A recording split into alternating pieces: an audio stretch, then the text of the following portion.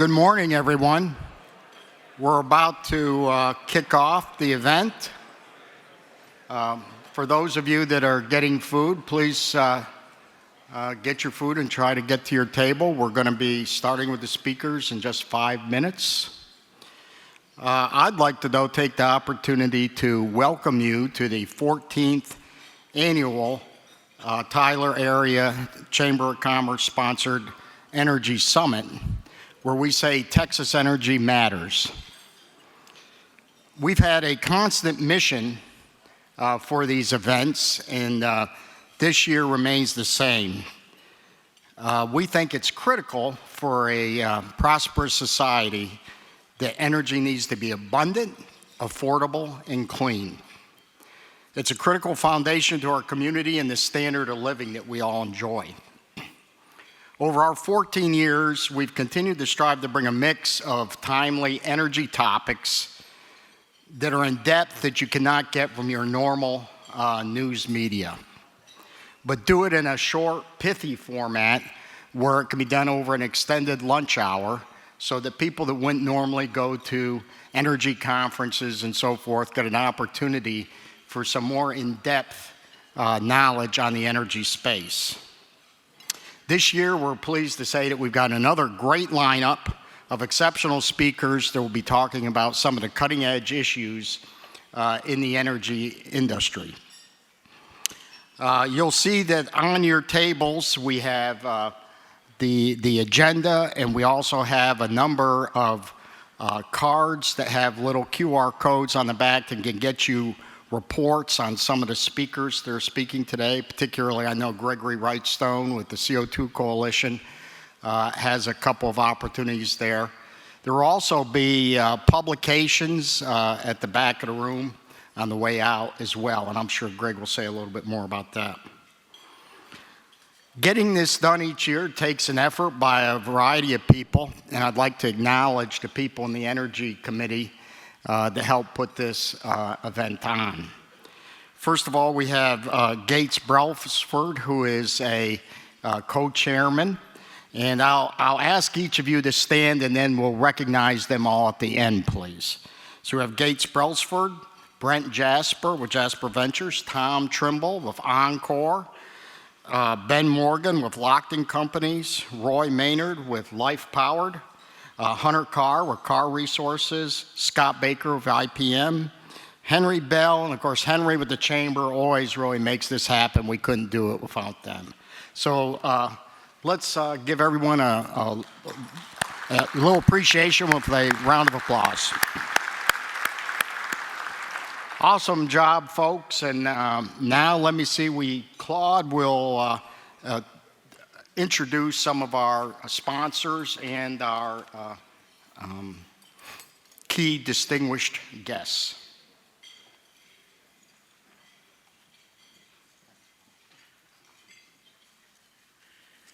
Thank you for that fine introduction, Ernie. You know, Ernie has served on the Energy Committee for many years, and he's really been one of the key players in making this a successful event.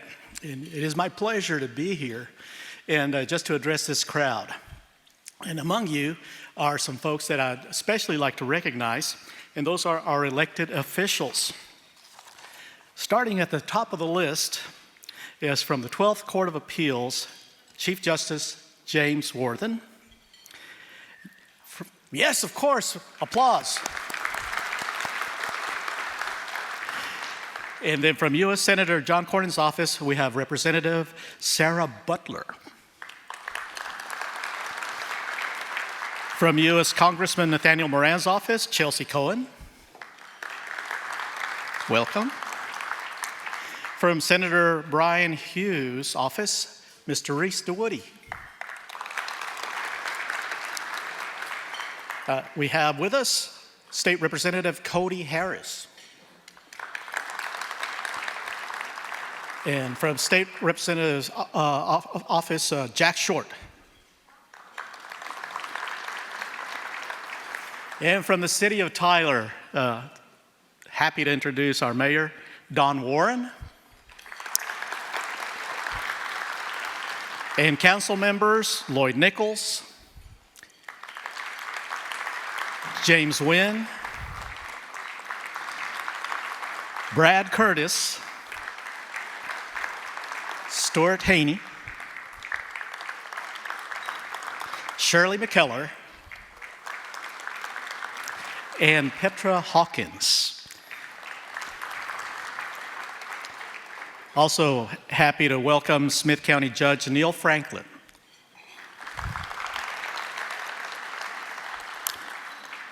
And from County Court at Law 2, Judge Sarah Maynard.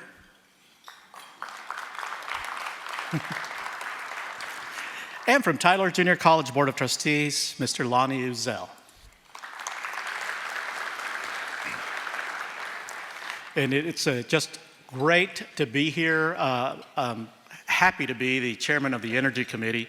And one of the reasons I'm happy is because of that Energy Summit Subcommittee works so well together. And you heard them being introduced. They're a great team. They make my job easy.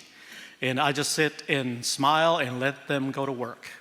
And it is a pleasure to work with them and to make this event what it is, what it has become, and what it'll continue to be. And our mission is to have education-based facts presented to the public so they can make an educated decision about how energy matters, and specifically how energy matters in the great state of Texas. And now it's my pleasure to introduce my friend Gates Brailsford, who will introduce our next guest.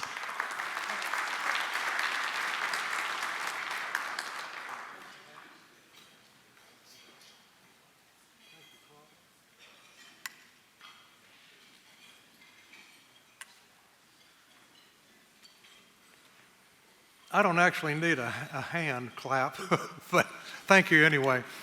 I would like to introduce one of our favorite folks, Mr. Wayne Christian.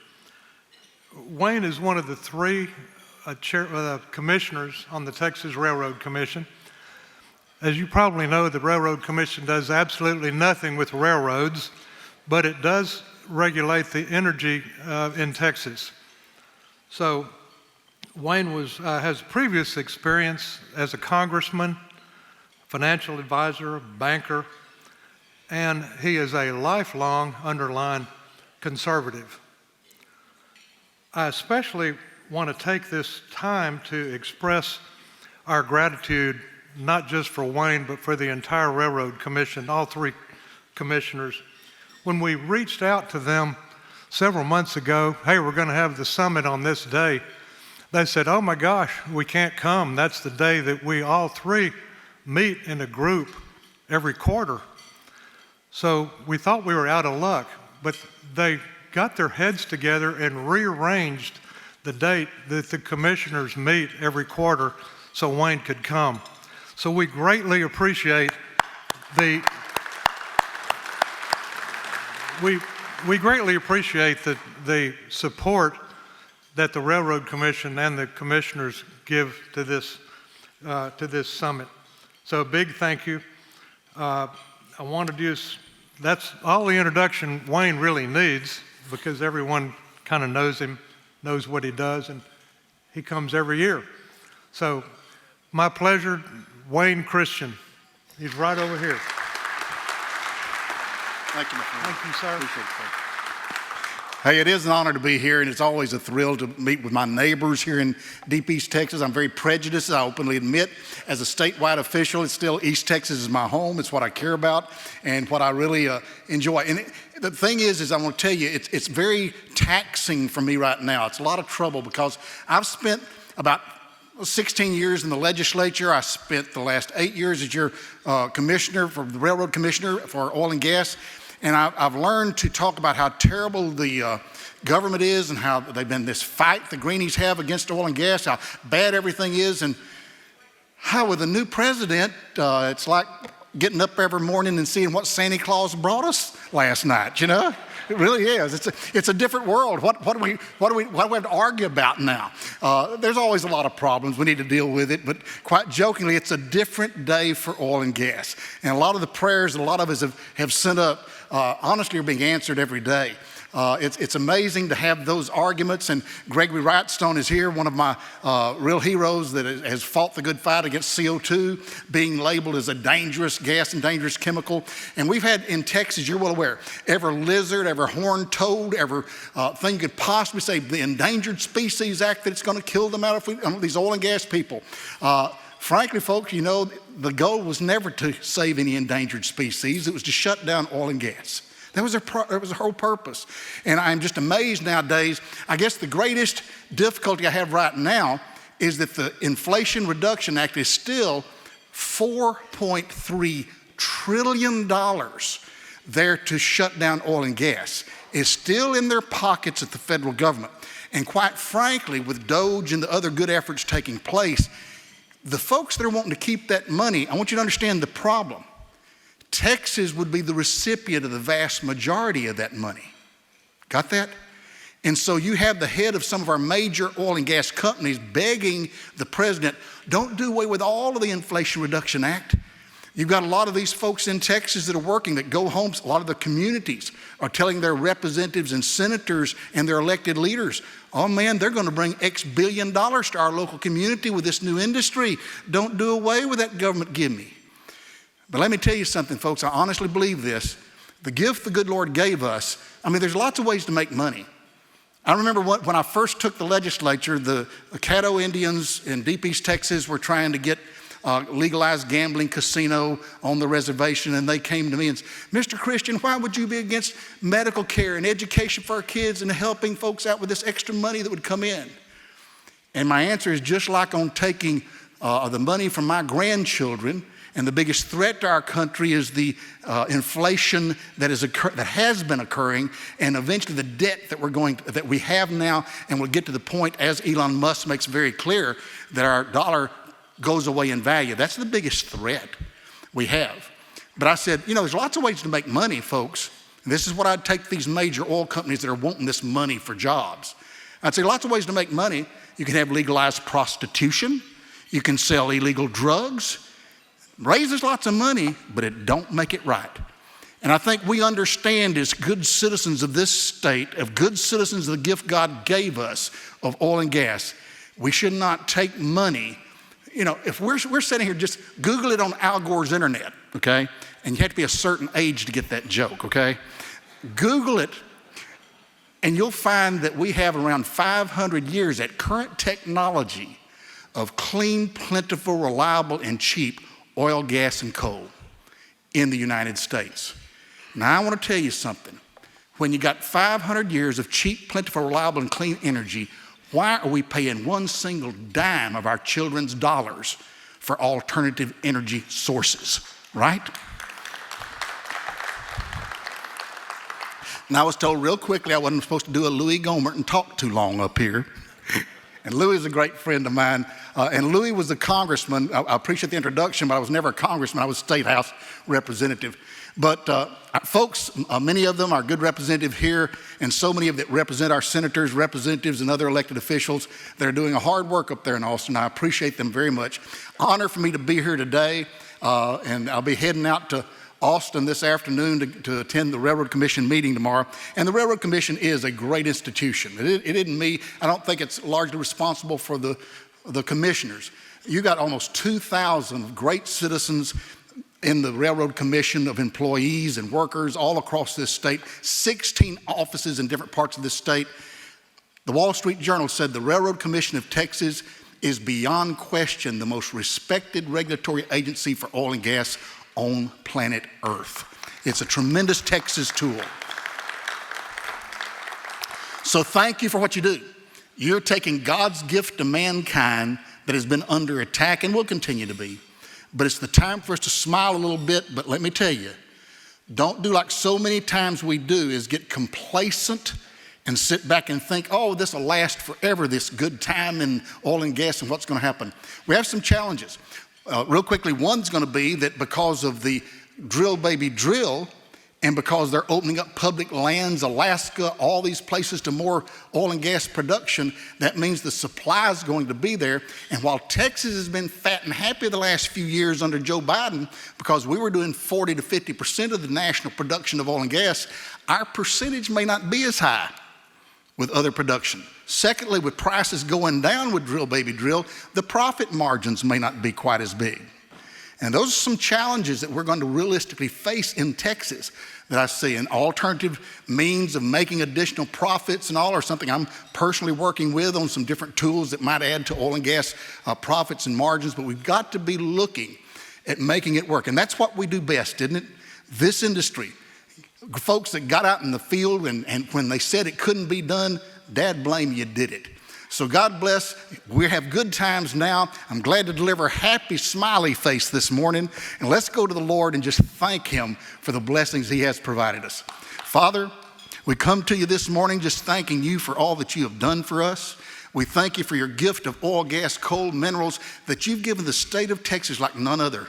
When the world has been at war, it was the state of Texas that stepped to the front. When in World War II, Winston Churchill quotes from the Big Inch and Little Inch pipeline right here in East Texas, 80% of the oil and gas in Winston Churchill quotes, it was a sea of oil from East Texas that won World War II.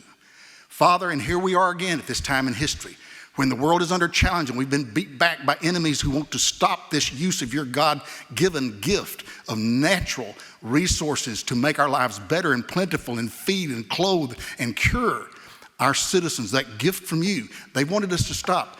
Where did you put the next supply? West Texas. So God, your gift to Texas is unbelievable in history of the gift you've given. And we come to you in East Texas today, thanking you one more time for the gift that you've given us and ask you to bless us this day, protect us this day, that your name will be glorified. In your name we pray. Amen.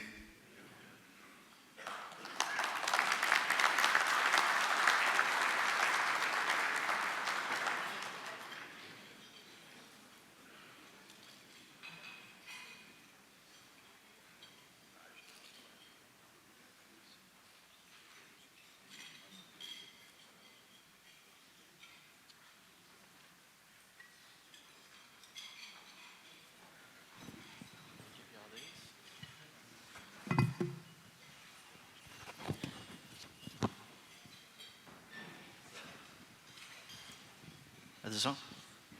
Can y'all hear me? All right, howdy. Howdy. My name's Tom Trimble. I'm with Encore Electric Delivery. I'm the East Region Customer Service Manager out here for Encore. It is my pleasure today to have a couple of really interesting folks. First, Chairman Thomas Gleason. Thomas Gleason was appointed the chairman of the Public Utility Commission of Texas by Governor Abbott in January of 2024. Previously served as the executive director of the PUC since December of 2020. His roles with the PUC in that role were he was responsible for the daily operations and management of the agency, strategic planning, and policy development and implementation. Before that, he had worked as a legislative analyst for the Texas Senate, a budget analyst for the Legislative Budget Board. Most important thing, is a graduate of Southwestern University and a master's from Texas A&M University. All right. Now, unfortunately, he is a graduate of the Governor's Executive Development Program at Texas University. I will say, though, for a long time in my bio, those things were flipped, and we changed that because there needs to be a priority order. All right, well, thank you for being here. Also here with us is Brian Lloyd. Brian's going to help me with the panel here. Brian is a vice president, regulatory policy for Encore Electric Delivery. He supports the strategic regulatory, government affairs, and stakeholder engagement initiatives at Encore. Previously served as executive director for the Public Utility Commission of Texas. Brian worked for Governor Rick Perry and other variety roles for the PUC. Now here's the downside of the discussion. he graduated. Not only did he graduate from LSU, but got his master's from Texas University. So it's a rough time up here for me. We're gonna support each other over here against Brian, but It's just hard, Tom, keeping track of which school won which championship when. You don't have that problem. So. All right, but I want to thank you both for being in Tyler. Help us out. For the folks that may not know the PUC very well, can you give a brief overview of the commission, what the commission regulates and what things it does directly regulate, but has a big role in overseeing? So what are the things that the PUC does? What do you regulate? What do you oversee? Sure. So the PUC is the state's economic regulator for electricity, water, and telecommunications in the state. So what we do on the electric side is in the ERCOT area, we do regulated utility rate cases. So we set the rates for those utilities. We do not set retail rates. So customer rates are not something that we set outside of ERCOT, where the utilities are still vertically integrated. So one company builds the generation, builds the transmission distribution, and serves the customer. We have full authority over those utilities. I think what I would say we're most known for since 2021 is having complete and total authority over ERCOT. So what that means is all of their decisions that they make have to come before the commission now in order for us to weigh in, ensure that we agree with those decisions, and if we don't, we send them back to the ERCOT board for more deliberation to give us something different. The role of my job as executive director and as chairman changed a lot after Winter Storm Uri in 2021. As Tom said, I was named executive director in December of 2020, so 58 days, not that I was counting, prior to Winter Storm Uri hitting, and then within a month of that storm hitting, all three of my bosses at the time resigned. And so that's really kind of a moment in time for the commission where I'd say everyone's job changed, but particularly the commissioners and the executive director changed from really looking at regulated rates and dealing with regulated utilities mostly to spending a lot of our focus on ERCOT and what's going on at ERCOT. And I would be remiss if I did not point out my former colleague, Jimmy Glotfelty, sitting over there, who was one of the first who came on right after Winter Storm Uri to ensure that the commission could do its work, and we speak at a lot of conferences together, and I always make a point to point him out. So good to see you again, Jimmy. Thanks for having us here, Tom. It's like PUC Day in East Texas. It's great. I know great for me to be out here, and I think great for the chairman to get a chance to come up here. I was executive director. We have a very similar story. I became executive director about 58 days before the rolling blackouts in 2011. So somehow our paths have followed. I left in 2018. I like to say it was all fine when I left. Thomas likes to say he's still cleaning up my messes, which is probably the more true thing. I mean, you were my boss for 8 years, so everything I learned, if I'm responsible for, it's really your fault anyways. And where we can agree is it's really all Jimmy's fault. So Thomas, kind of during both of our time there, I mean, Texas has been this booming state, right? I mean, a state that has the fastest population growth, economy that has generally outperformed the country. We continue to add, about 1,000 people every day here. Give some impressions, and I think that growth has started to escalate. I mean, we're starting to call it hyper-growth at Oncor. Give sort of your maybe a holistic view of kind of what Texas is seeing in its economy and the growth and what that means for the things that the commission has to tackle. Yeah, so, as Commissioner Christian said, this state is blessed with amazing natural resources, but also with policymakers who ensure that Texas is open for business. We want these businesses coming here. We want residents to move here, but we have to ensure that we have everything on the infrastructure side in order to serve those residents and businesses coming here. So what does that mean? We have to invest in telecommunications and broadband. We have to invest in water. Right, we have to invest in roads, and we have to invest in electricity, both on the electric generation side and on the transmission distribution side. You can't do those two things separately with the amount of growth that's coming here. ERCOT is estimating right now that by 2030, we could see the ERCOT system have 150 gigawatts of load. That's almost twice what we're currently seeing now.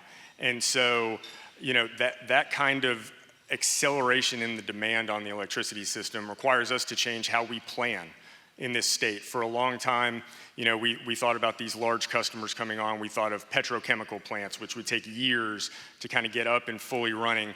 Recently ERCOT took in the city of Lubbock. The city of Lubbock joined the ERCOT grid. That was about 800 megawatts. I visited a data center, a hyperscaler, in the recent past, and they have a data center that's going to be 1,400 megawatts, and they want to be brought online fully within the next 3 to 4 years. So the pace and scale at which all of these customers are coming, again, it's a blessing. It is great that all these companies want to move their business here. It's great for the state, it's great for our economy, but we have to be willing to invest and plan for all of that to come. And that's what we've really spent, I'd say, the last 2 years really looking at. Once we realized that all this load was coming, we've spent a lot of time with ERCOT, with the legislature, with the governor, trying to figure out how we facilitate ensuring that we can serve all of those needs. I've heard you use in a couple forums say that the term that everybody was using for a while, energy transition, is the wrong way to think of the world these days. You talk, I think, more about energy expansion. And certainly ERCOT continues to see, somewhat because of federal subsidies, but continues to see large amounts of renewables and now batteries coming in. Maybe talk a little bit about the efforts the state took last session and are continuing to talk about this session as it comes to dispatchable generation, again, to meet some of this load that are coming. Yeah, so last session, the state passed Senate Bill 2627, which was a historic piece of legislation to take $10 billion of public money and send that to thermal generators, $7.2 billion of that to thermal generators to provide the incentive for those gas generators to really build in the state, something we haven't seen. If you look right now in the generation interconnection queue at ERCOT, there's 150 gigawatts of solar and 150 gigawatts of batteries. So what I like to tell people all the time is it's obvious to me that the state doesn't have an incentive problem when it comes to renewables or batteries. The feds are doing a lot of that and taking care of those incentives through their policies. We need to find a way to provide the incentives for that base power, the dispatchable thermal generating units. So we're in the process of hopefully financing about 9,500 megawatts of new gas combined cycle and peaking units to go into the ERCOT grid to really make the grid more sustainable and reliable. And Brian, you're right. Every time I talk at a conference, I was in earlier in January. I was at a conference in Florida, and people were talking about the energy transition, which of course means we're moving from one thing to another. And I'm quick to tell people in this state, we're not moving away from gas-fired generation. We don't have the luxury that some other states and regions think they have to really pick and choose that they're going to go 100% renewable. We don't have that luxury. With the amount of customer load that's coming here, we need an expansion. We need more gas in this state to ensure that we can reliably serve the customers. It's great to get to follow Commissioner Christian, who gave us an overview of sort of oil and gas and some of the challenges there from the federal government as well, but the challenge I think we at Oncor have had is getting it hooked up as fast as it wants to connect to the grid. So last session, again, the legislature tackled this problem by giving us a forward-looking tool to really plan for the Permian Basin out there. So maybe talk about the efforts that y'all and ERCOT have done the past year. We'll talk about maybe extra high voltage in a second, but just this process to kind of build out both the grid within the Permian as well as new pathways to get power out there. Yeah, so House Bill 5066 from last session directed the PUC and ERCOT to focus on the Permian specifically, but also other areas of the state that are experiencing high growth. And so beginning at the end of 2023 through the majority of 2024, ERCOT studied kind of regionally where they believe a lot of load is coming, and then specifically the Permian, and towards the fourth quarter of last year, presented us with options for how to serve all of those customers. I've been at the commission now for 17 years. I would say for at least 10 of those years, if not the full 17, there has always been talk that the Permian does not have enough capacity, that we need to start building more capacity. We're behind. And so that process was really helpful because prior to that, we had no mandate at the commission to look specifically at the Permian and how to solve those problems. Getting ERCOT to do that analysis has been extremely helpful. We committed that we will make a decision on how to serve the Permian customers by the end of April. And so we have 2 open meetings, public meetings coming up in April, where we'll discuss the different options for serving the customer load in the Permian and ultimately make a decision. And as Brian said, one of those key points is going to be whether or not to stay with our existing kind of 345 kV transmission system or step up to 765 extra high voltage.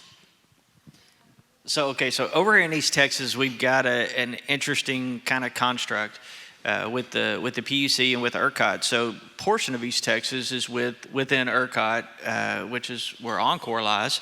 Then we have a portion of East Texas that's outside of ERCOT, so the SWEPCO area. So, talk to us a little bit about how that works, because a lot of folks over here might be from the Longview area, which is outside of ERCOT, and from the Tyler area is inside of ERCOT. How does that fall under the PUC's purview in those areas like that? Yeah, so the outside ERCOT piece, we have a lot more command and control over. Like I said at the outset, you know, the SWEPCO area, we have complete authority over that utility, you know, including deciding where they're going to locate generation, what kind of generation that's going to be, how they're going to transmit all of that power to customers, and then ultimately we set their retail rates. And so, you know, one of the benefits of that is if I see a need somewhere and they, you know, the company comes and asks me to approve something, I get to somewhat direct, yes, I agree with you, you need this type of generating resource in this area, and we greenlight that. That's not how it works in ERCOT. The goal for us in ERCOT is to set up the incentives in a way to get the outcomes that we're looking for. So we try to deal with our market design, the wholesale market design, to really get generators to respond to that incentive structure to put the resources where we think they need to go. That takes a lot more effort because in a lot of instances, we're just guessing, right?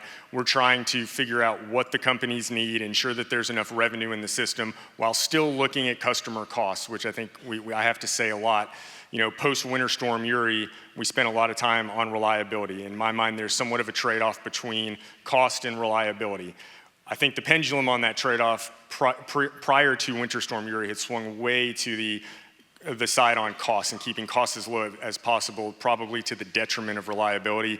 Since that, the pendulum swung back the other way, and one of the things we've endeavored to do over the last 12 to 15 months is really get costs back into sight, because you know, with inflation and everything else that's happening globally, we cannot just continue to put costs on the backs of residential ratepayers and expect them to pay it.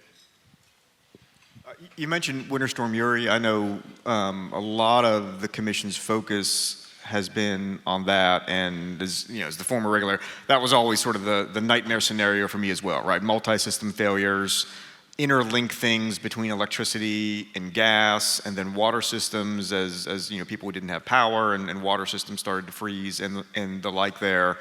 Talk maybe about some of the efforts on weatherization on both the power side. I know Chairman Christian's here, Commissioner Christian's here, so some of the efforts on the oil and gas side as well.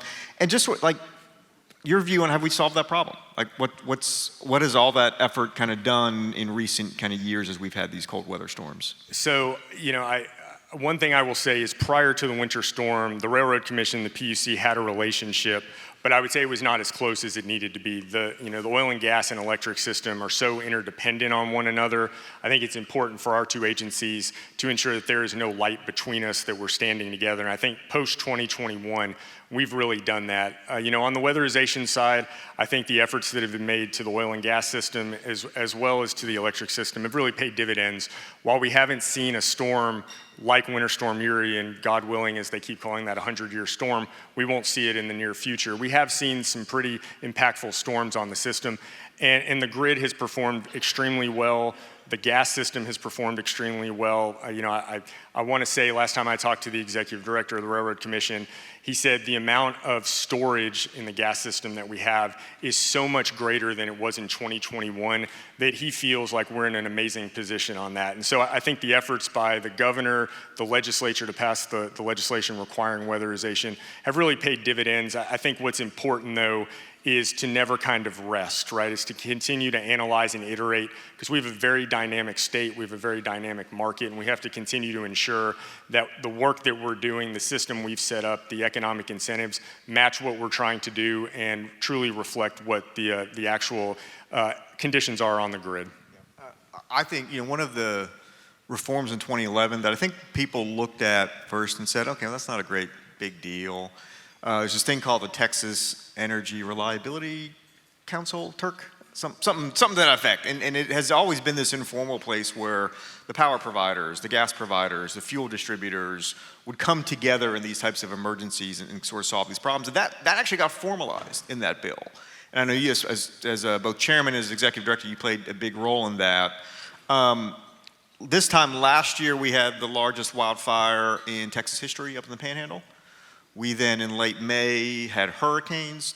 Maybe peel the curtain back a little bit. When these types of disasters happen, talk about how the state mobilizes resources, whether it's Turk or the efforts at the State Operations Center. Because I think folks don't know how well Texas responds to disasters when you look at maybe what's happened in other parts of the country where they are a little bit more reliant on the federal government coming in and giving some help. Yeah, that's right. So anytime that there's a natural disaster, the governor will stand up the State Operations Center, which is really overseen by the Texas Division of Emergency Management, which is housed at Texas A&M, rightfully so.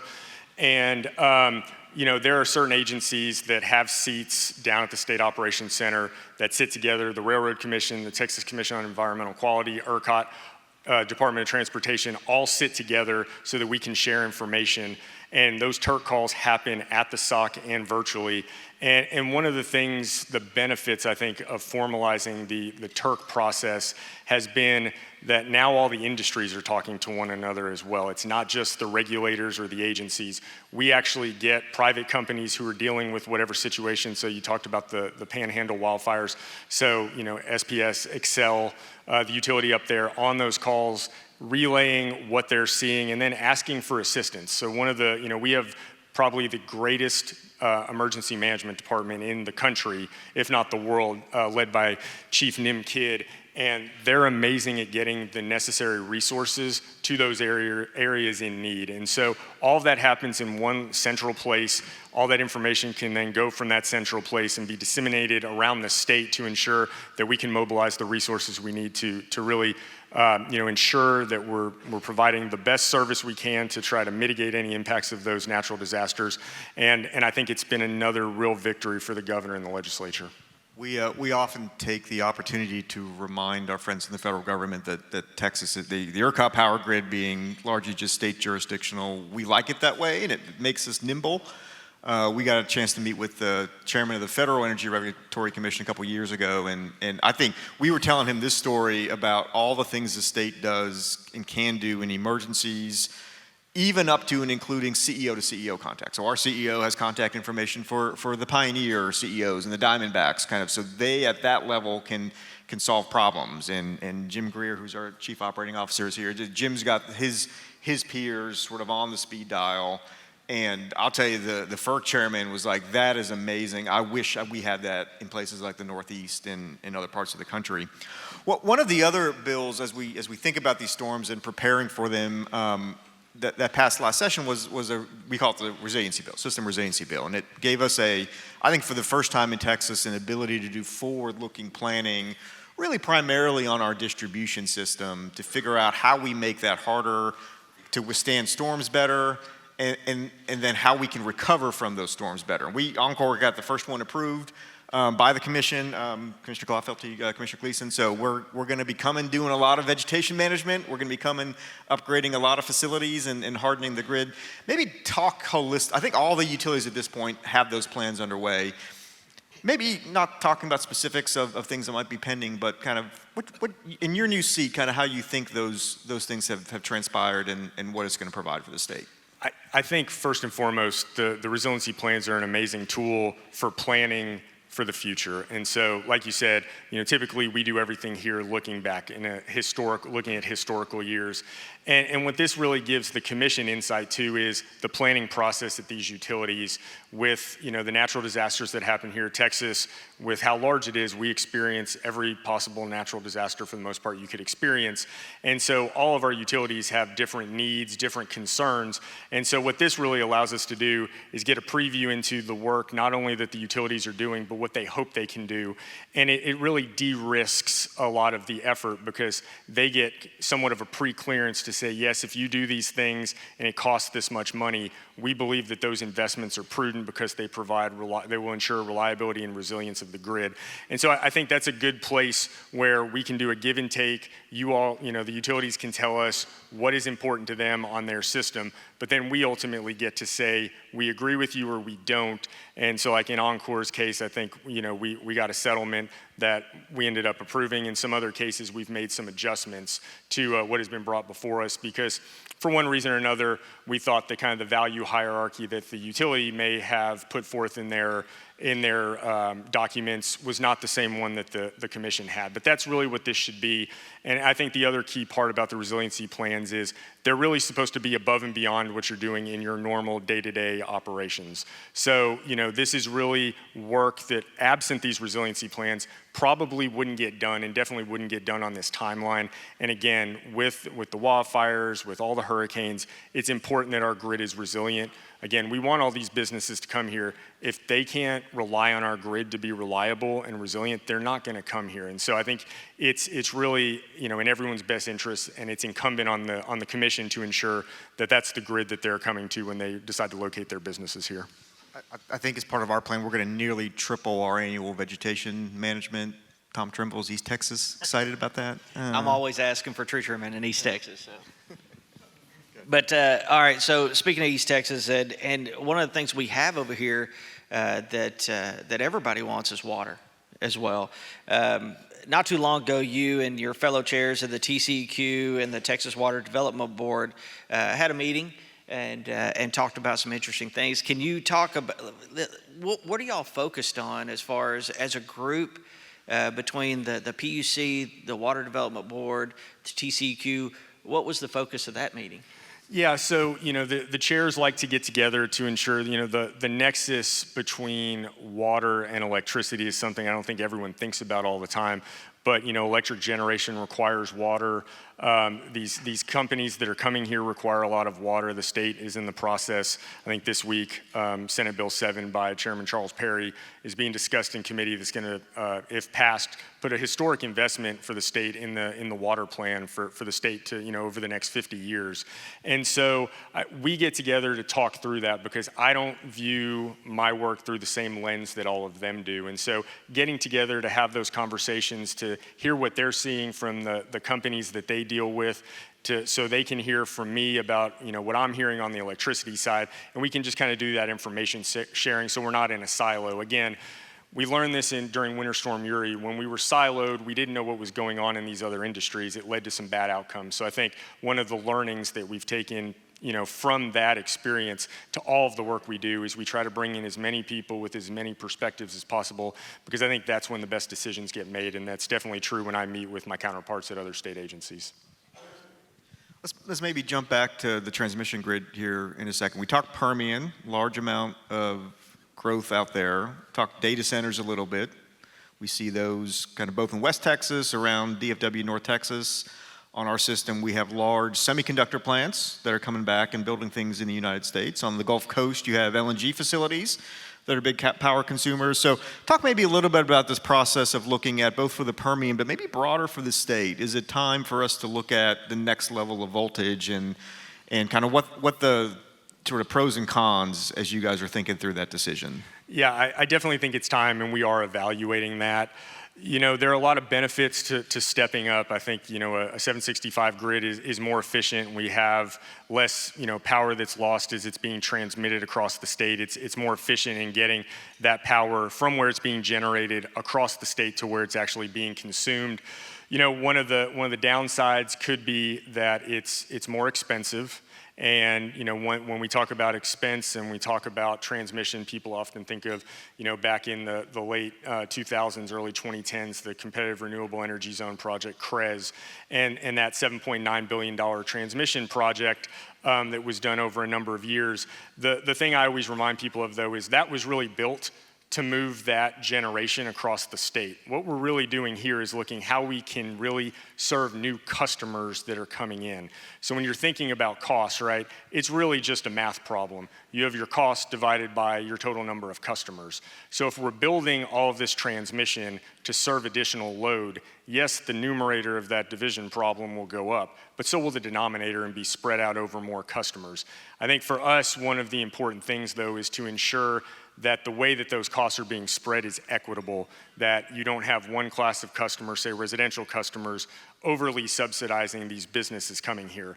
So, when I think about it and we look at planning for the transmission system, for me, it's really important to know with some degree of certainty that those customers are actually coming here. So, I spoke about 150 gigs of load potentially being on the system in 2030.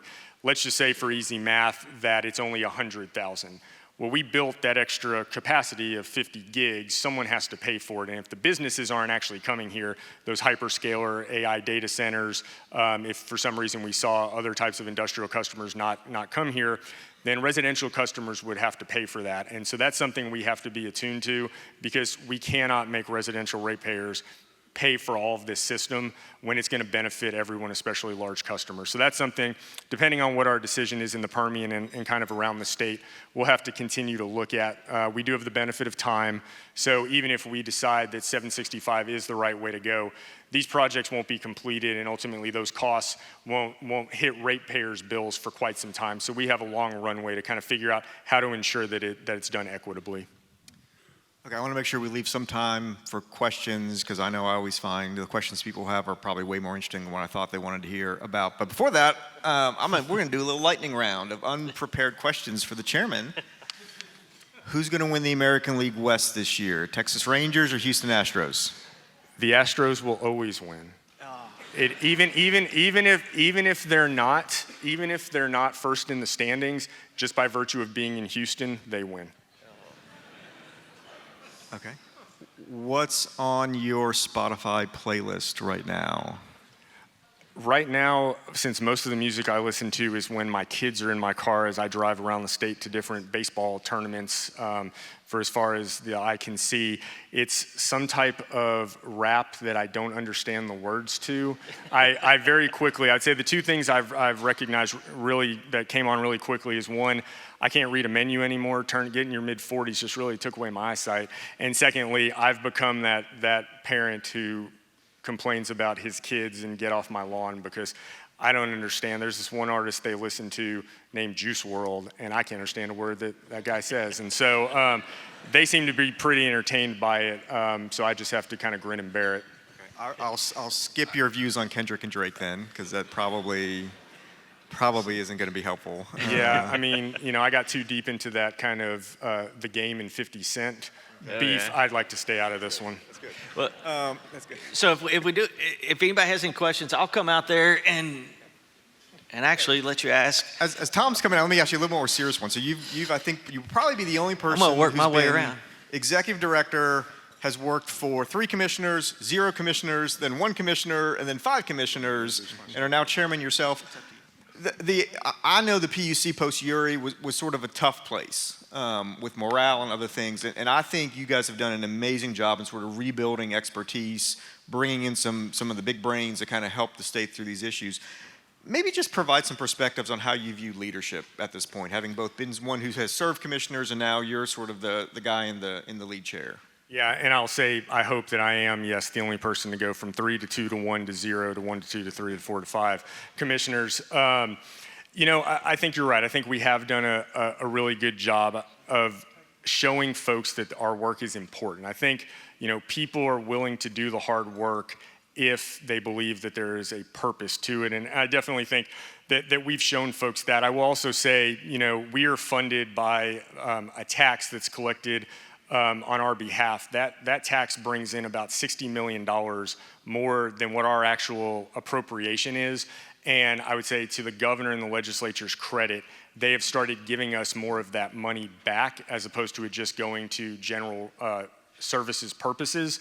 And my feeling is, if that tax is that revenue is being collected to fund our operations, you should give as much of it to us as we need. And if not, it should, in theory, go back to the taxpayers. And so I'm thankful that over the last couple cycles, we have asked for increased resources, and we've received them. Before Winter Storm Uri, we had about 165 folks on staff. I like to remind people, my communications division was 1 person. And that person, a lot of people in my agency had a really difficult week, the week of Uri.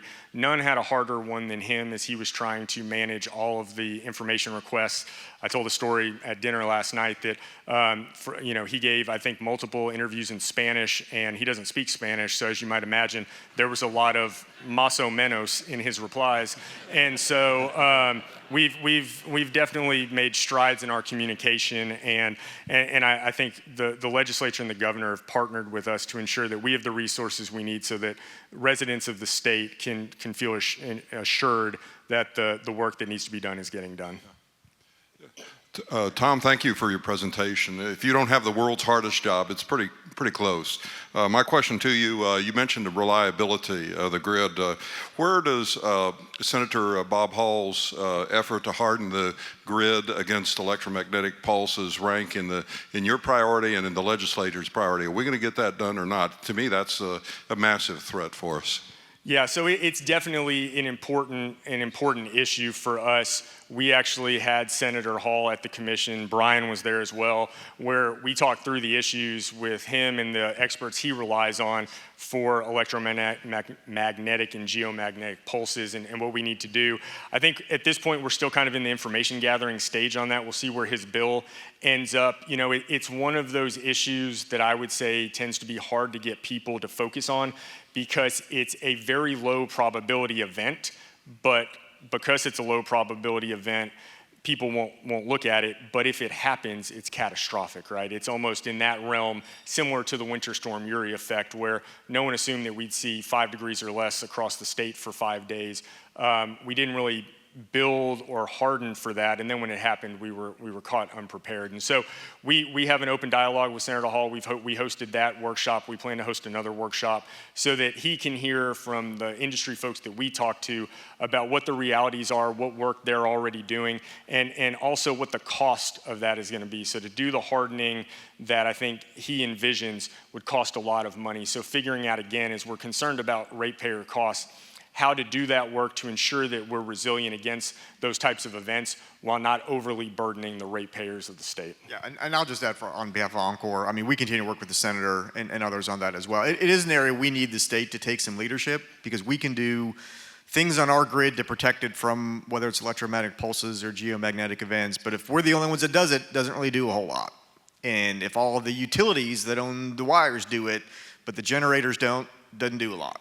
If the large customers that we also need on the grid to provide things that the grid needs don't do it, then it doesn't do a lot. And so we do need the state to kind of get everybody in alignment on there, and we can make the investments that make sense to do. And as Thomas said, kind of how we pay for that, I think we've had some good discussions on as well. Yeah, and a credit to Senator Hall. He has been on this issue, I think, for as long as he's been in the legislature, and I'd say really over the last probably 2 years, it's gotten a lot more traction, including the federal government paying a lot more attention to this over the last 3 or so years. All right, I'm way back here. I got a question for you. Hi, I'm Cheryl Rogers Palmer. I was formerly a communications manager for Sun Gas Company in Dallas. We have such an abundance of gas, but where it's needed is Europe and Asia. How are we going to do more to get our gas sold to them? So I'm not in the gas business. You have a global market for gas. I agree, right? I mean, one of the things we were talking about at dinner last night is if you're someone that actually is really concerned about the environment and CO2, if you really believe that's an issue, then selling cheap natural gas around the world to developing countries and getting them off of, say, coal is something you should be really in favor of, and no one really seems to be in favor of that who says that this is an issue for them. I agree with you that we need to look at all options. I will not pretend to know this issue nearly as well as those at the Railroad Commission, but I assume it's something that they deal with all the time on how to get really good Texas natural gas to those who truly need it. Yeah, I'll jump in. Before I joined Encore, I was at a company called Sempra, and part of what they do is liquefied natural gas export facilities. So they have a facility in southwest Louisiana, just over the river. They are building one in Port Arthur, Texas, that has the potential to be the largest LNG facility in North America. Certainly other companies are building them around sort of Corpus Christi and the Houston area. And that's exactly right. I mean, we at times, Commissioner Christian's still here. There's times we burn it off in West Texas, right?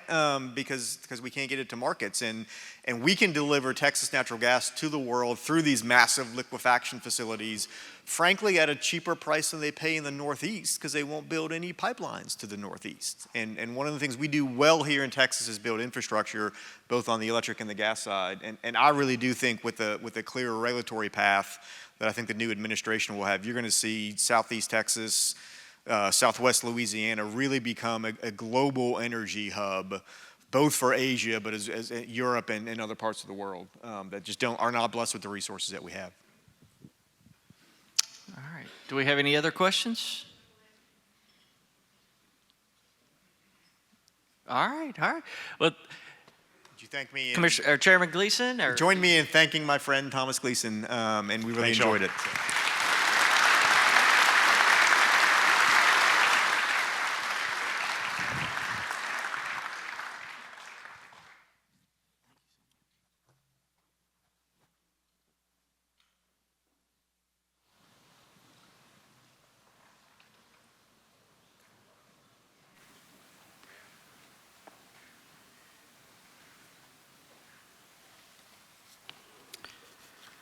Our next speaker will be discussing climate issues and CO2. And some may ask, why are we doing that at an energy conference?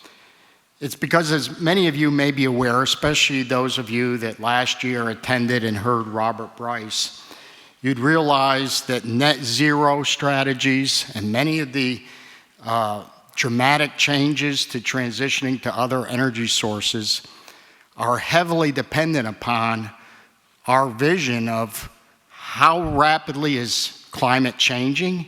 If we're going to regulate CO2 in any way, well, what's the appropriate level? It's a critical gas to life on the planet. So this has to be done thoughtfully. And fortunately, today we have a clear expert that can give us some real insight on those issues. Gregory Wrightstone is the executive director of the CO2 Coalition. Gregory is a geologist, a earth scientist, and he started in the energy industry, made major discoveries in the Marcellus, and which has provided massive natural gas resources. But he then became involved with forming the CO2 Coalition, which has assembled a group of scientists, he'll tell you more about it, that are studying those very issues. Greg, in addition to being a geologist, is a renowned author. He has the best-selling book, Inconvenient Facts, and he has a new book, Very Convenient Warming, which you will be able to purchase if you wish at the end of the conference. And he also has a number of other publications that he'll mention. He's co-authored over 200 papers and is doing podcasts and interviews throughout the country, usually a couple hundred a year or more. So we are very happy, very pleased, and honored to have Gregory Wrightstone here to talk to us today.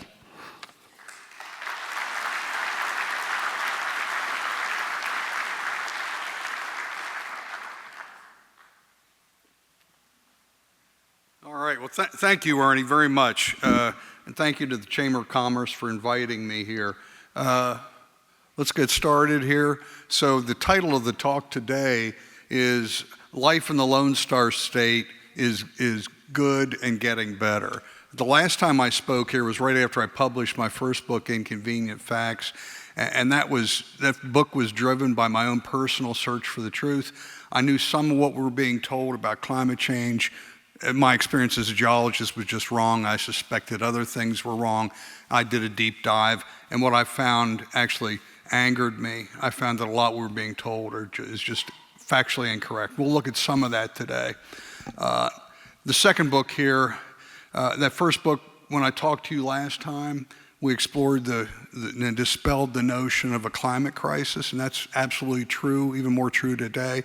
But now what we're looking at with my new book and the CO2 Coalition, we've moved beyond that. Not only is there not a climate crisis, By almost every metric we look at, and we'll look at some of that today, almost every metric you look at, Earth's ecosystems are thriving and prospering, and humanity is benefiting from the combination of modest warming and more CO2. So let's get into it. So the big thing driving a lot of this discussion is a so-called consensus on the discussion. Well, is that really the case? In my book, I've captured some of my favorite quotes. One of my favorite quotes is from Michael Crichton, who said that if there is no such thing as consensus, if it's consensus, it isn't science. If it's science, it isn't consensus. My favorite, though, was the famous physicist Richard Feynman, who said, think about this, I would rather have questions that can't be answered than answers that can't be questioned. And that is exactly what we have today in this so-called debate on climate science.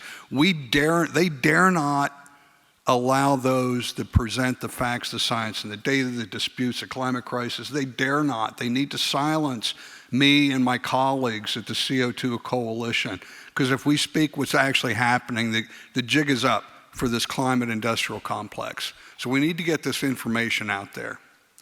Who is the CO2 Coalition? We're some of the almost 200 of the top experts in the world. The gentleman at the top left, Dr. Patrick Moore, spoke here a few years ago. He was a co-founder of Greenpeace, and he left. He now sits on our board of directors. That's right, a co-founder of Greenpeace is on our board. The gentleman to his left is John Clauser, 2022 Nobel laureate in physics, quantum physics. And the gentleman on the bottom left is Dr. William Happer, our chair, who actually was John Clauser's teacher, taught him quantum physics. So we got this whole chain of command.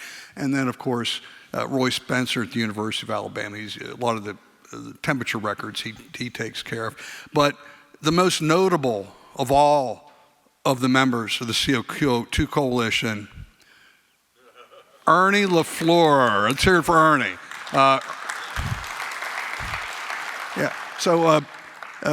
Ernie joined us a few years ago, and we've done nothing. We've just had explosive growth, and we credit that to Ernie. A lot of things going on in D.C. We're based in Fairfax, Virginia. Because we're science-based, we've almost cornered the market on the scientists that are fighting this. They're coming to us because we try and stay out of the politics and just stick to the science, and that's benefited us well.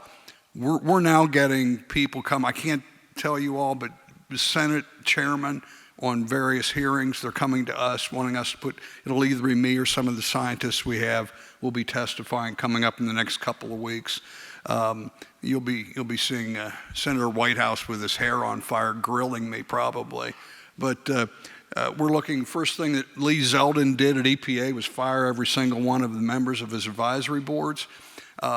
And what did we do? I've put a list of 55 highly qualified individuals that we're going to be nominating. And it might be as early as later today, hopefully this week. The nomination process will be open to fill the Science Advisory Board, CASAC, which is the Clean Air Scientific Advisory Committee. So we're ready to go with that.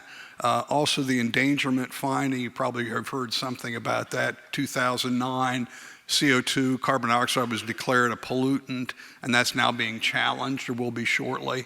And we're going to be getting, Ernie and Greg Goodnight is another member that's here. You have not heard it yet, but you'll be hearing about it. We're going to have an all hands on deck with all of our scientists to put together comments to support that. And these things are very important.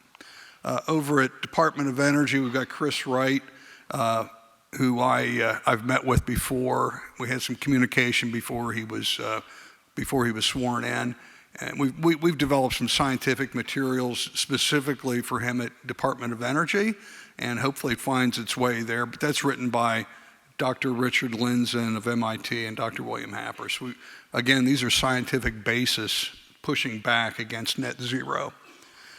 So what are we looking at? What do we agree with? And where's the disagreement? Number one, carbon dioxide is increasing. And the reason carbon dioxide is increasing is because of mainly our burning of natural gas and fossil fuels.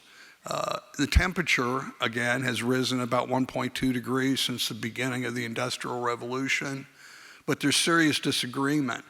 Is that temperature rise caused mainly by natural gas, or is it natural?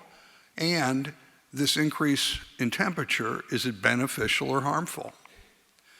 Well, we're going to take just a look, just to make sure you're up to date on what's going on, just some of the basic science. This is Mauna Loa carbon dioxide, atmospheric carbon dioxide.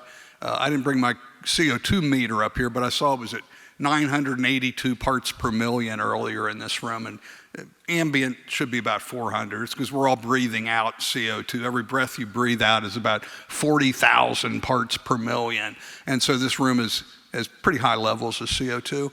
We're right now at, I'm not going to throw a bunch of numbers at you, but right now we're a little over 400 parts per million.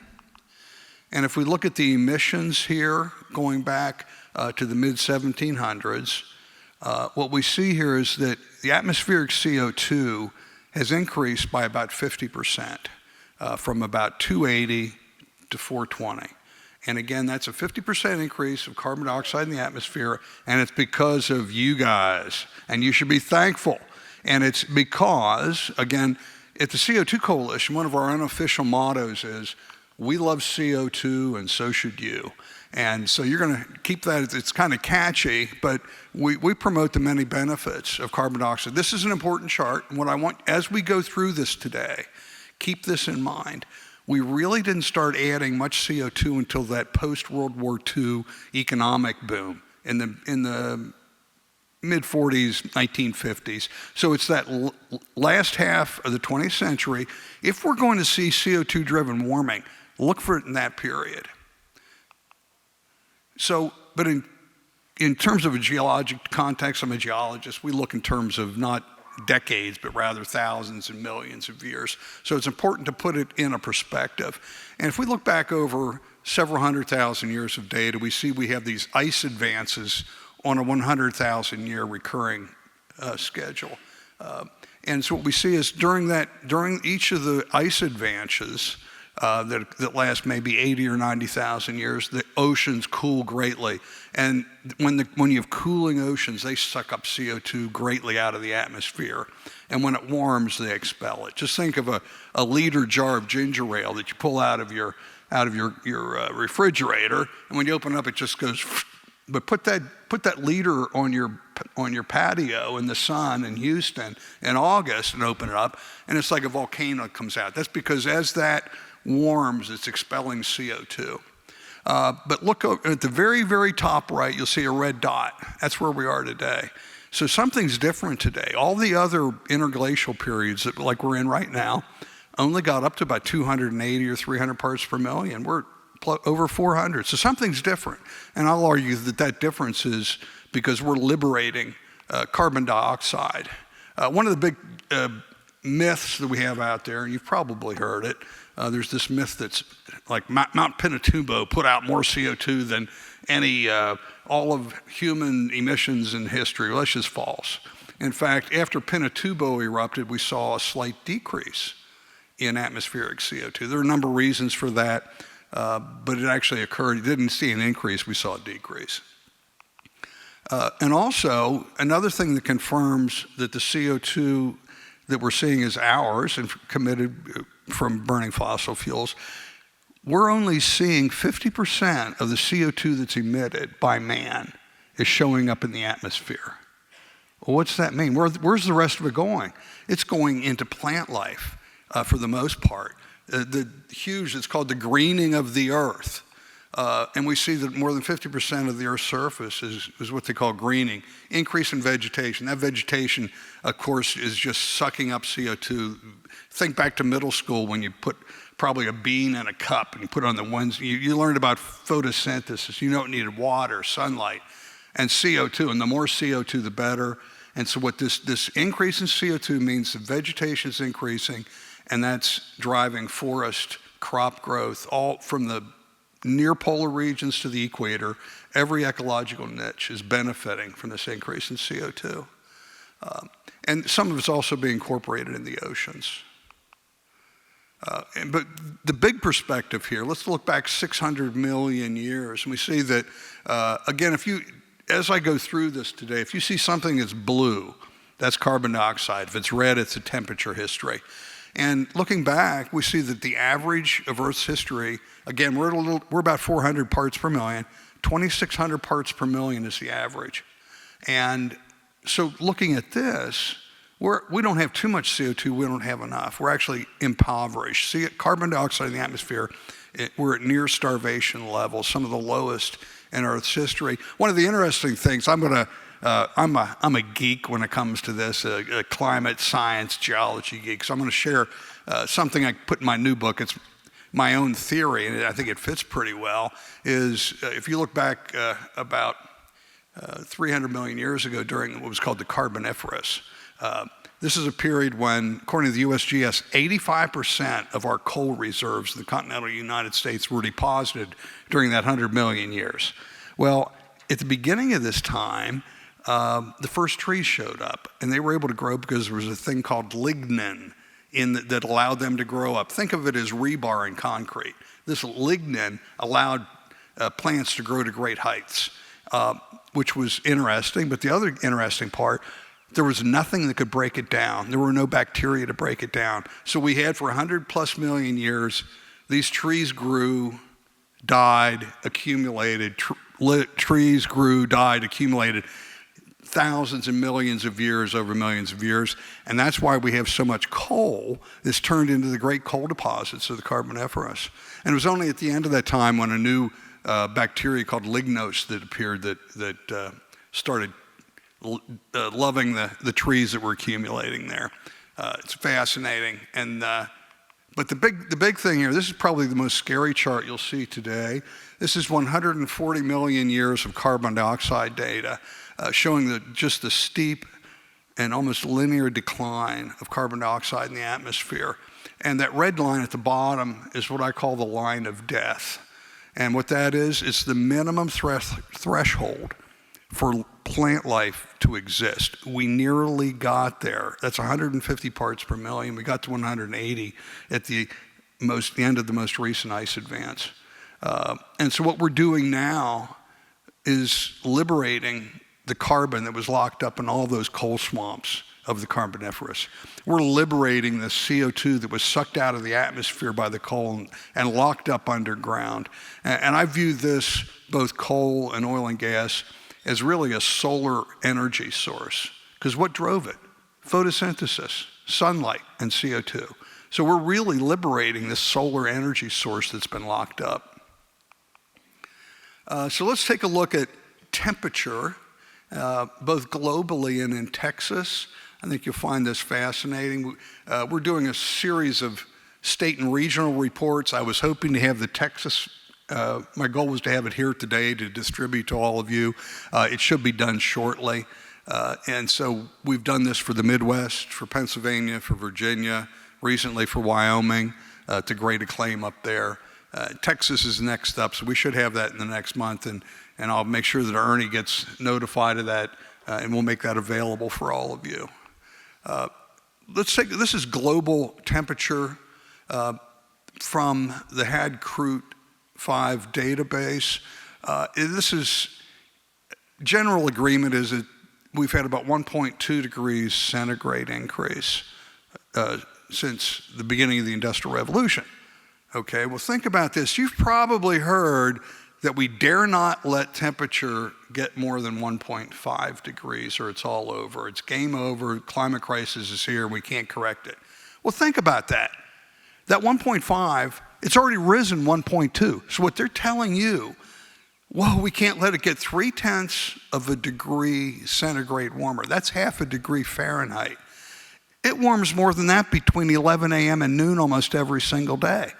If you're worried about half a degree Fahrenheit, move 17 miles farther north, and your average temperature will be dropped by half a degree Fahrenheit, or 200 feet higher in elevation. Think about it. Common sense tells us this is just crazy to be worried about half a degree Fahrenheit increase in temperature. And also, we'll go back. if you look here, there were really two great warming periods in the 20th century. One was in the period 1910 to 1945 during very low carbon dioxide levels. The other was 1910 to 1945, or excuse me, 1976 to 98. Well, which is which? It's the same X and Y axis. One was at very low CO2, one was at fairly high CO2. Well, I'm not going to make you guess, this is it, but they're indistinguishable. But yet we're being told one of these was being driven, dangerous warming being driven by carbon dioxide. Again, does that make sense to you? It doesn't to me. And this is the longest thermometer-based temperature record on Earth, the Central England temperature record.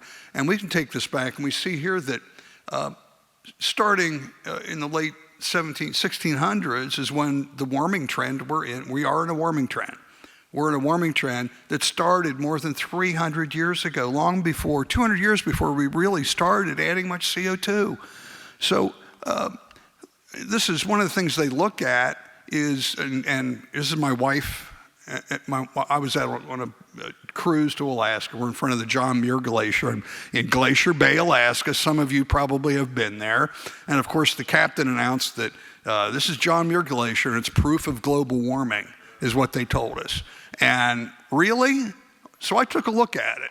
This is a map of Glacier Bay that shows, it goes back, it's very well mapped where the glaciers were. And if you had been there in the late 1700s, there was no Glacier Bay because it was full of ice. And it started retreating in the late 1700s. And you can see each one of those yellow lines periodically is what the date was when it was there. So about 90% of the retreat of that glacier occurred before we started adding much CO2.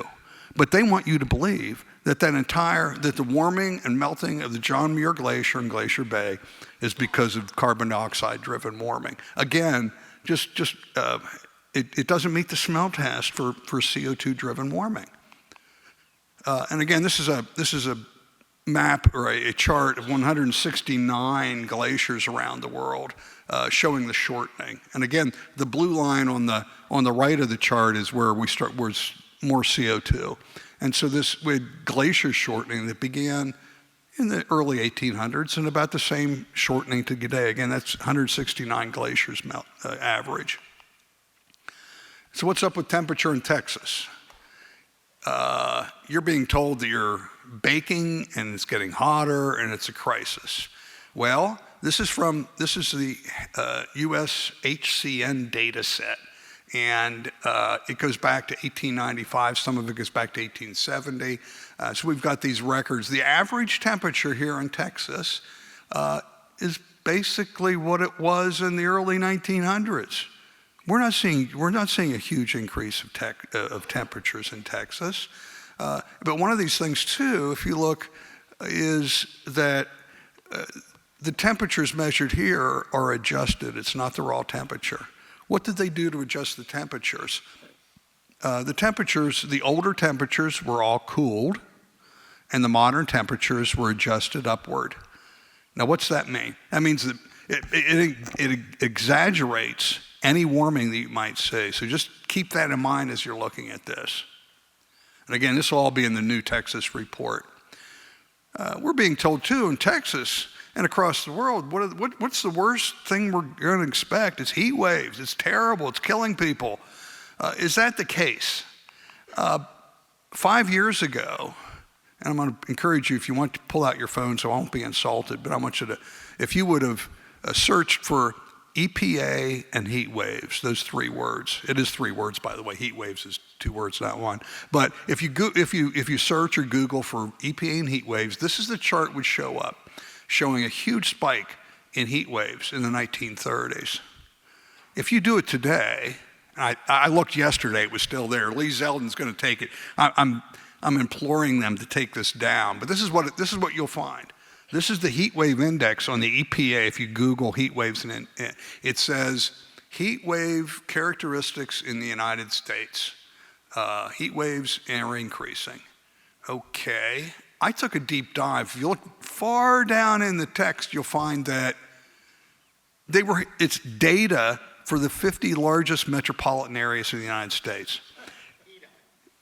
So what they're doing is representing, the data they show is correct, but they just don't tell you what it's from. These urban areas have man-made urban heat island effect.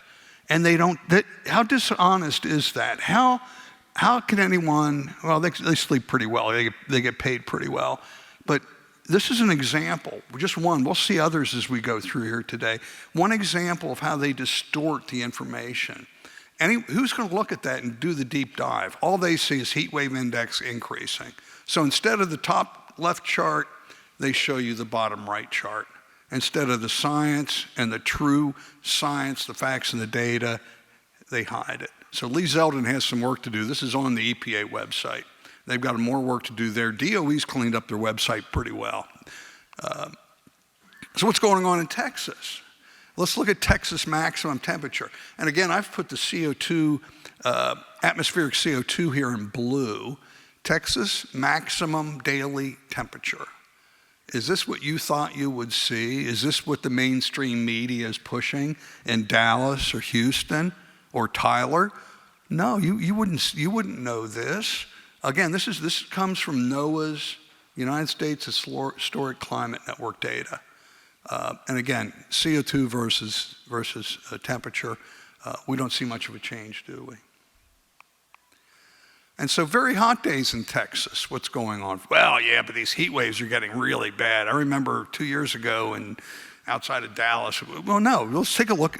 You hear all these reminiscences of people, and your memory's actually quite bad, I'll tell you, because you remember what's happened recently and don't recall what happened during your grandma's time, 80 years ago, 20 years ago. So here's very hot days in Texas. This is the percentage of days that are above 100 degrees Fahrenheit. And what do we find? It's actually been in decline. The very hottest days of Texas, over 100 degrees, have been in decline. Yeah, we have some years that are bad. But again, this blows up the narrative. And again, I've got the blue atmospheric CO2 there. CO2 is increasing, but the hottest days aren't. Again, as we go through this today, just be thinking of all the things they're lying to you about and keep asking yourself, what else are they lying to me about every time you hear one of these alarmist claims? And so the big claim, why are we trying to go to net zero? Why are we encouraging a transition away from coal? We must move to natural gas and get away from coal. It's all because of the demonization of carbon dioxide. And so let's just take a look first at carbon dioxide versus temperature through time. And one of the first things that we look at is just remember, we said CO2 began increasing in the mid-20th century. Just as CO2 began increasing in that post-World War II era, temperature went into a 33-year decline. And so we have, again, the blue is CO2, the red is temperature, and we had that period. I was in college studying geology in the 70s, in the late 70s, and we were being told that it's likely we may be going into another ice age because we'd had 33 years of cooling, and if you look back in 1978, we had 33 years, we don't know when it's going to stop. And it really looked that way. So we had 33 years of cooling, all the while CO2 was increasing. We saw the Central England temperature record. This was the longest thermometer-based temperature record available versus CO2. Again, we saw recent CO2, but the warming started 200 plus years before we had to start adding CO2. And let's just take a look at that same chart with a smaller y-axis to put it more in perspective. CO2 rising, temperature barely rising. And a little bit longer perspective, let's take a look at the last 1,000 years of data. If we go back to what's called the medieval warm period, the last of the big warm periods and most recent of the previous warm periods, it was much warmer than it is today. And again, it was warmer, but much lower CO2. And again, we had what was called the Little Ice Age there between the two that goes back from about the year 1250 to 1850 is probably the coldest period in Earth's history. And we know, we can use, I like to use historic data. And what we do is we're looking at this historic data. Everybody understands things like that. Like, for example, if we're in Virginia and you go to Mount Vernon, George Washington, Martha Washington liked to have ice in her drinks in the summer. And so George built her a well it was insulated, and he'd have his slaves or indentured servants every winter go down to the Potomac, and they'd cut the thick ice and haul it back up the hill to be put in the freezer area, the storage area there for the use by Martha in the summer. Well, think about it. This is documentation how we can use historic data like that to confirm that it was a lot colder. I mean, Potomac doesn't freeze like that. Maybe once every 30 or 40 years, but it happened every single year. And again, we can use that kind of historic data for olive groves and vineyards to use that historic data to tell where it was really warm. And so, again, we have the medieval warm period during a period of very low CO2. And if we look over the last 8,000 years of temperature data in red, carbon dioxide data in blue, again, it's counter. We're having increasing CO2, decreasing temperature. One of the things we do too at the CO2 Coalition, we've got a series of billboards we've put up across the United States. This was on the Pennsylvania Turnpike, and heads were exploding as people were driving by. There is no, sleep well, there is no climate crisis. This was most recently put up for 6 weeks around Salt Lake City. So you too could have a billboard like this in Tyler, Texas, okay? It's all ready to go. It's not that expensive, and it sure is fun. So the story I want you to remember and leave you with today is things are good and getting better, and it's not just here in Tyler, Texas, or even America. Things are getting good globally. Again, when I put this up, again, heads explode. What do you mean global warming saves lives? Well, if you take a look at temperature-related deaths, the largest study of its kind was done by Dr. Antonio Gasparini and a team of physicians that took a look at 74 million temperature-related deaths around the world. And what did they find? They found that 20 times as many people die from cold-related deaths as heat-related deaths. And another study soon after concluded it was 15 times as many people die from cold as from heat. So what's that tell you? Global warming would save all those millions of cold-related deaths. So we should celebrate that. Now this is something, you're pretty technical people here. I want you to look at this. I exposed this here last year. It was the most recent study on temperature-related deaths. And again, this is how they lie to you. This is how they trick you. This is how they provide disinformation to you. This chart was in the journal Nature, and in this they concluded that cold related deaths were 10 times the heat-related deaths. And this is the chart that they showed. And I looked at it and I said, wait a minute. I looked a little bit closer and look at the X scale for the cold-related deaths. It was 0 to 250. Any of you data guys know what's going on here. The heat-related deaths were 0 to 50, the red. So what that did was exaggerate by 5 times the heat-related deaths. Now, was it factually correct? Yes. But just like we saw with the EPA and the heat wave index, they misrepresented the data they were showing. Here's what it should have looked like. I took and remapped it. This is the chart on the right, is what that should look like. And the chart on the left is what they represented. This is how they provide this information to you. They don't tell the whole story. And it angers me that we will have scientists that would do this. Who would really do this? And who would not stand up? It turns out there aren't very many brave scientists I'll tell you a story, though, of one brave scientist, Dr. Byron Soypian, who's going to be he's writing the Texas report. He worked for in the carbon capture business. And I got a call from him, and he says, I want to come work for you. He spoke at conferences, wrote papers, very technical papers on carbon capture. And he says, I read Challenging Net Zero with Science, which I've got them to take with you. He read this report. They're free. Please take one with you, along with some other materials we have there. He read that, and it opened his eyes and caused him to look further into it. And he came to me and he called me again, and then again. Finally, last time he says, Greg, I really want to come to work for the CO2 Coalition because I quit my job. He quit his job. He says he couldn't stand. He realized he was working for Emperor Palpatine, and he wanted to come work for not Darth Vader. He wanted to come work for Luke Skywalker. And so, how brave of a person is that to walk away? He says, I can't live a lie.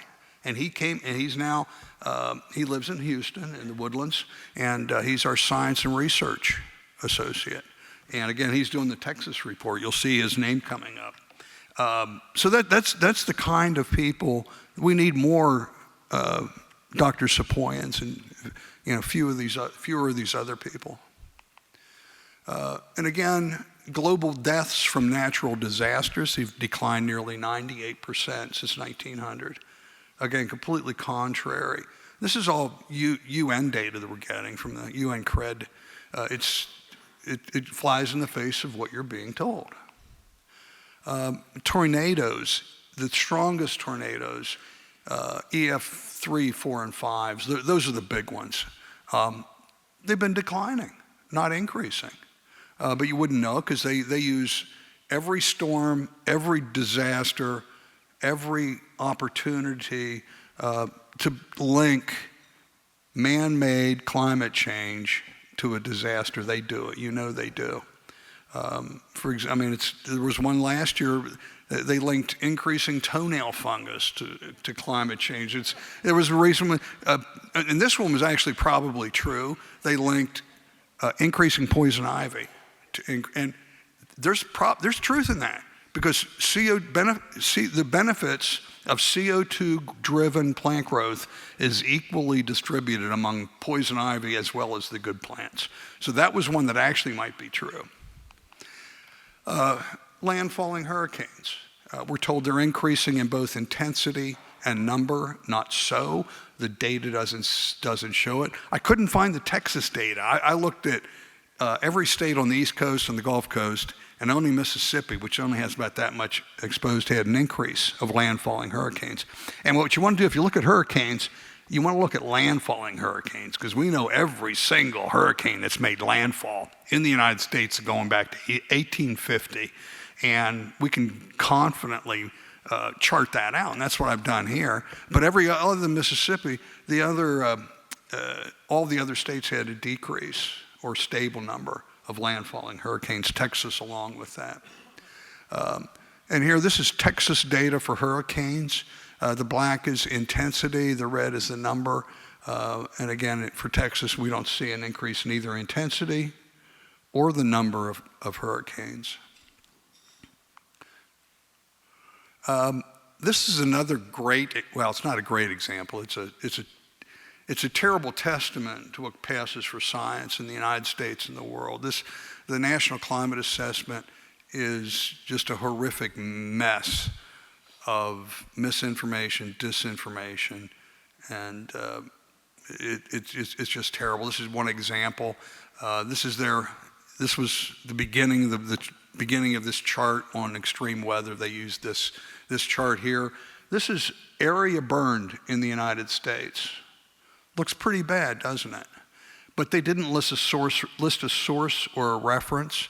That's a cardinal sin, right? If you're gonna show this data, where's it coming from? What's your source? Well, you might guess I went back and I found out what the source was. It took a little bit of work. Here it is. This is the source. They had data. They started this chart in 1983, that one, the orange in the inset. They had data going back to 1926. Why didn't they show that? Because it didn't fit the narrative. Why did they choose 1983 to start their chart?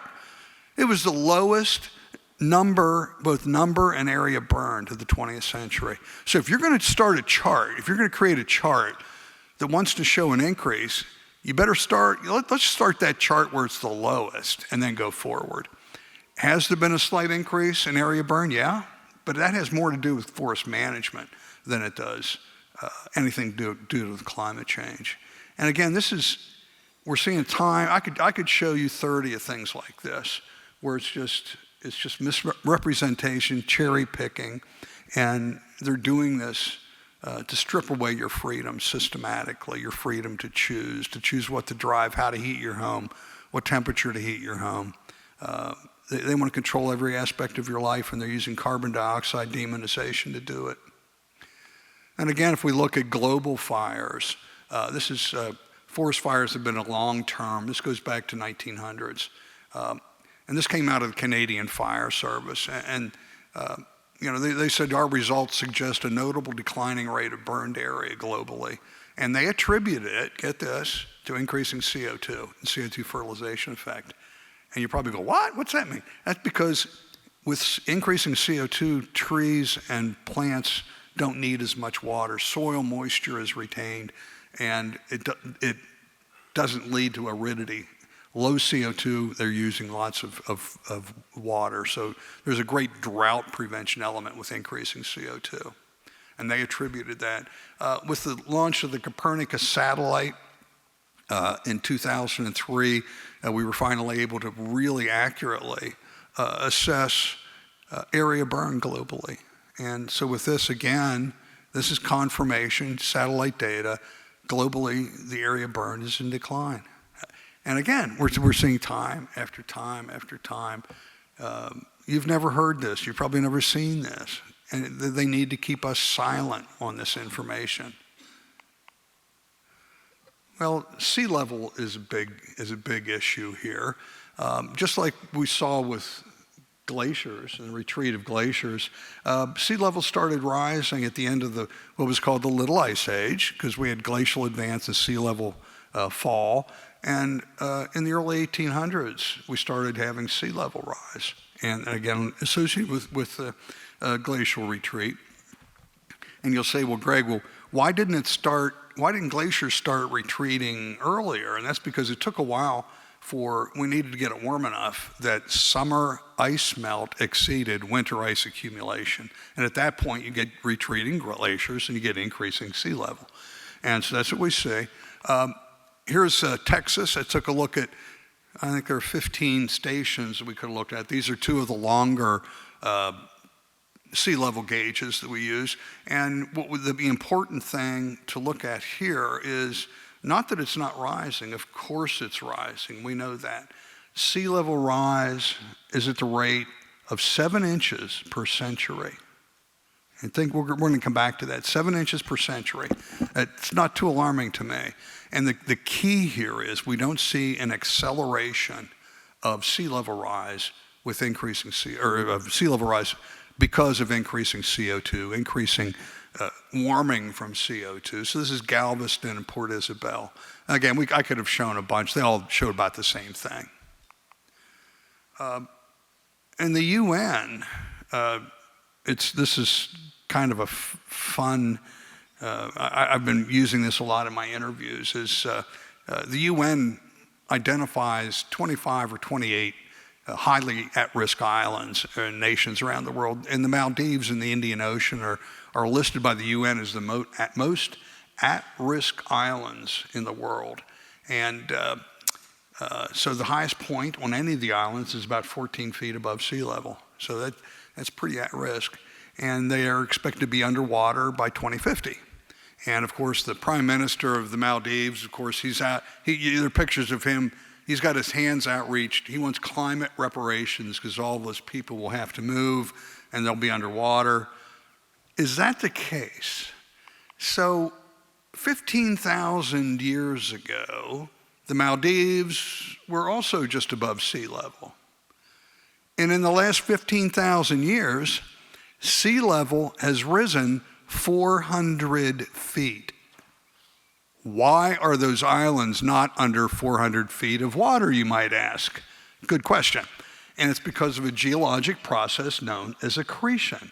Now, those of you that are divers, scuba divers, snorkelers, you know that corals grow really fast. But how do we get that material up on the island? It's a process known as accretion.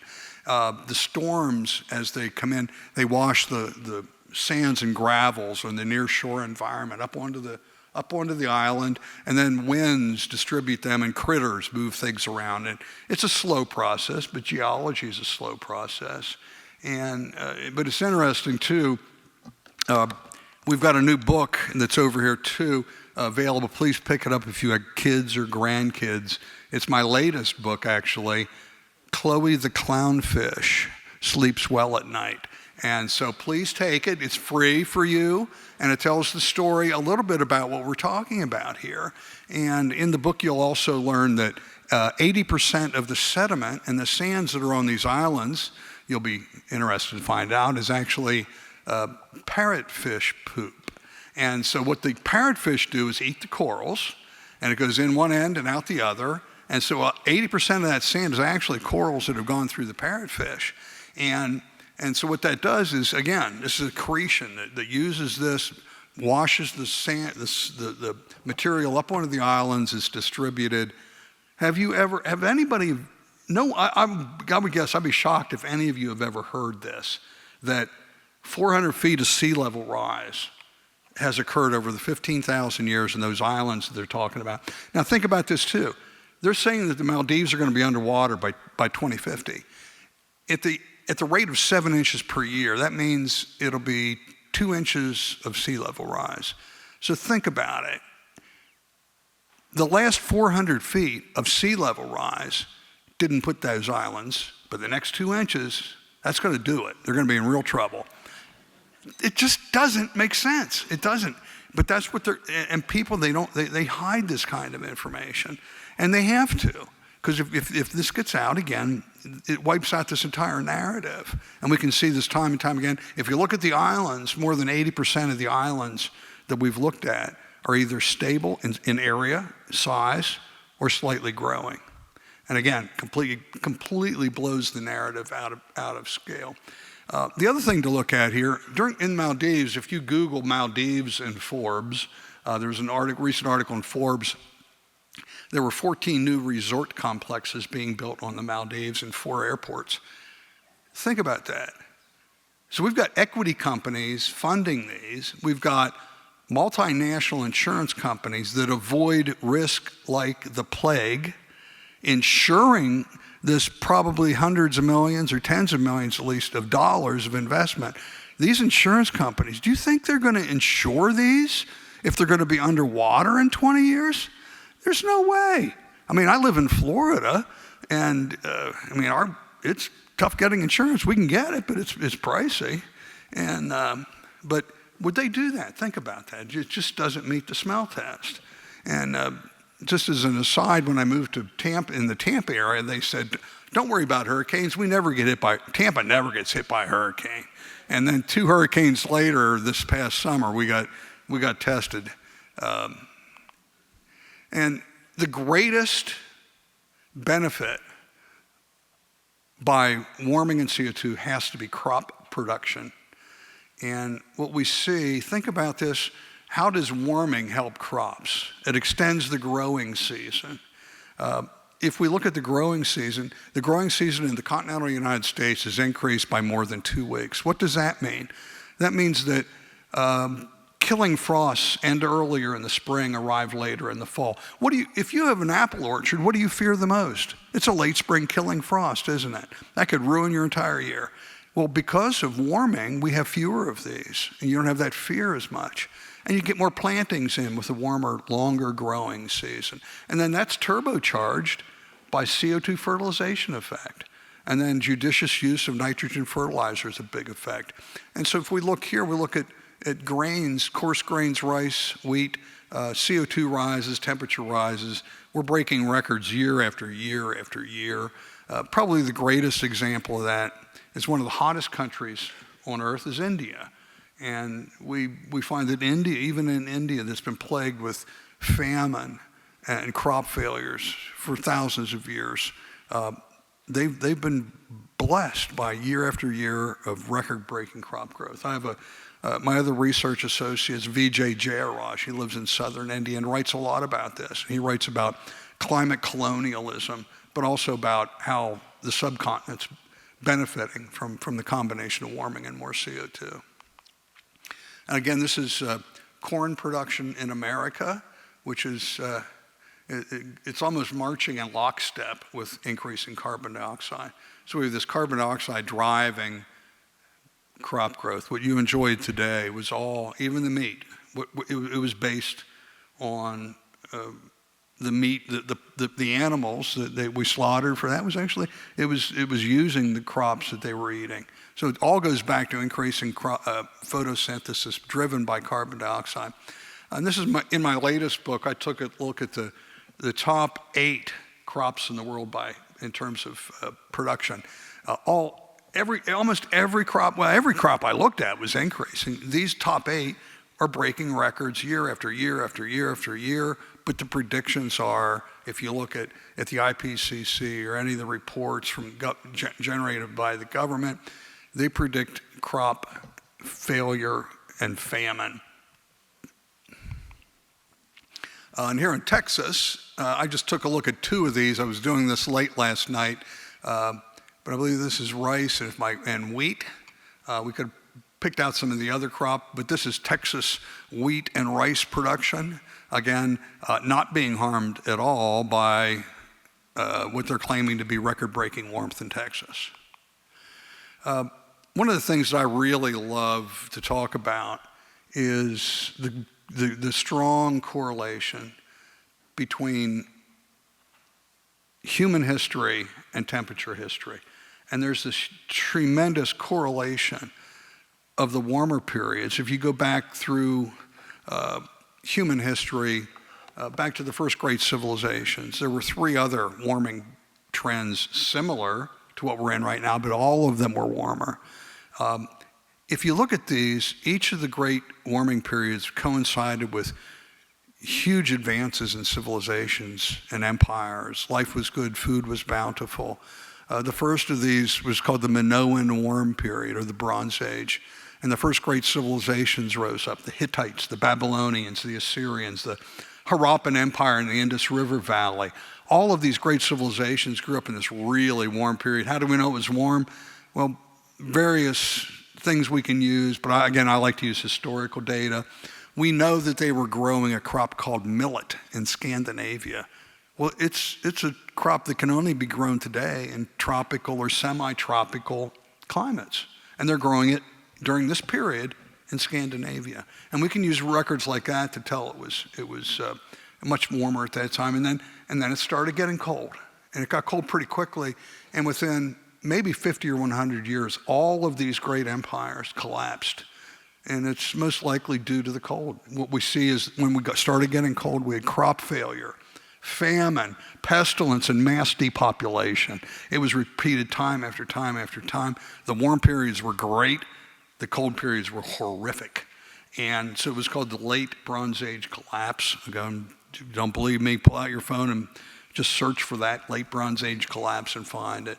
And then it started warming. The time of Christ, the Roman warm period was good. Actually, ancient Egypt was the breadbasket of the Roman Empire at that time. And then it got cold again. We went into the Dark Ages. And again, the medieval warm period was a time of blessing. I wish I had added the section. There was a section I normally have here on the witch hunts of the late Middle Ages, because it started getting cold, and the crops started failing a lot.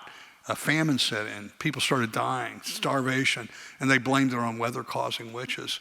And so they started killing lots of witches. And I have a chart in my book that correlates the number of witches killed per decade with the temperatures.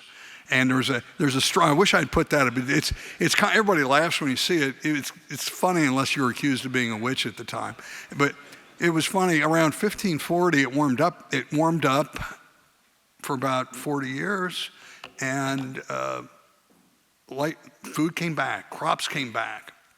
And why was food bountiful, food plentiful? Because they said, praise the Lord, we've killed all the witches, and now he's, right? And they thought that, and then for 40 years, they had bountiful harvests, and then it started getting cold again, and then it went back to the witch killing. But again, this is a relationship that we see. Right now, if you look at it, who are the witches in our society today? It's everyone in this room. You're the new witches that they're going after. But let's stop that. And again, we already talked about the little ice age in George Washington. One of the things I'm most proud of at the CO2 Coalition is our education initiative. We had 3 years ago, our members came to me and were very concerned about the state of science education in America. They said, our children and grandchildren are being indoctrinated into a climate cult. They're being taught groupthink and consensus science. They're not being taught the scientific method. They're not being taught critical thinking skills. And we want to do something about it. And we looked at it, and you may not be aware, only 2 states in the United States in their curricula teach the scientific method. It was removed a couple of decades ago. Greg Goodnight here is doing something. He's working hard. One of our members, he and Marty Cornell, working in the state of Texas. They're working hard on your behalf and your children and grandchildren's behalf to fix this in Texas. And they're getting some real success. So thank you, Greg, for what you're doing there. It's not a done deal yet. We're doing this. We got it, the CO2 Coalition, working through some of our members, got it added back to the North Carolina. And so it's a small thing, but as a scientist, we think it's really important. And so what we have here is we have a series of now 6 books. One of the favorites we had before was called Simon the Solar-Powered Cat. And it was a story, and we're able to use science in an entertaining way, and importantly, we have lesson plans that go along. We're being embraced by the homeschool community. And so our lesson plans are put together by our senior education advisor, Dr. Sharon Camp, who's a PhD in chemistry, was an AP science teacher. She creates, these are lesson plans about science created by scientists. And so they go along with the book. And again, we have Chloe the Clownfish that are available for you to take back here. I did this working in collaboration with the top reef expert in the world, Dr. Peter Ridd, to get the science right. And you may not know, but Dr. Peter Ridd was fired from James Cook University about 6 or 8 years ago for telling the truth about what's happening on the Great Barrier Reef. He was fired. He recently won a lawsuit, thankfully, against James Cook University in a big settlement. But that's what they do for people that speak up. He said, no. The science tells us the Great Barrier Reef the health of the Great Barrier Reef is just fine. It's great. A great example of how we need to be silenced. We went to the National Science Teaching Association annual convention, had a double booth, and we looked at their climate change policy, and it was horrific. It was not teaching science, it was teaching groupthink, consensus, and just really bad disinformation. So we published a publication. It was called Challenging the NSTA's Position on Climate Change. We went there. We were overwhelmingly welcomed by the people at the convention, and then the top dog showed up, and he said, you have to take that material down. We can't have that up there. And I said, why not? He says, because it's our convention, you can't criticize us. I said, well, I told him to go pound salt. No, I'm not going to take it down. He said, then you have to get out. They kicked us out of the convention. I've talked to people who have been in conventions for decades in their whole lives. They've never heard of anything like that. And so this is us. We packed ourselves up. Now, bear in mind, that's me. They call themselves Charlie's Angels, I guess. They have a lot of fun, but they're all PhDs.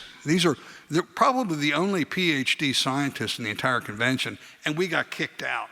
So we wore that as a badge of honor. and they have to sign. That's just one example. They have to silence us.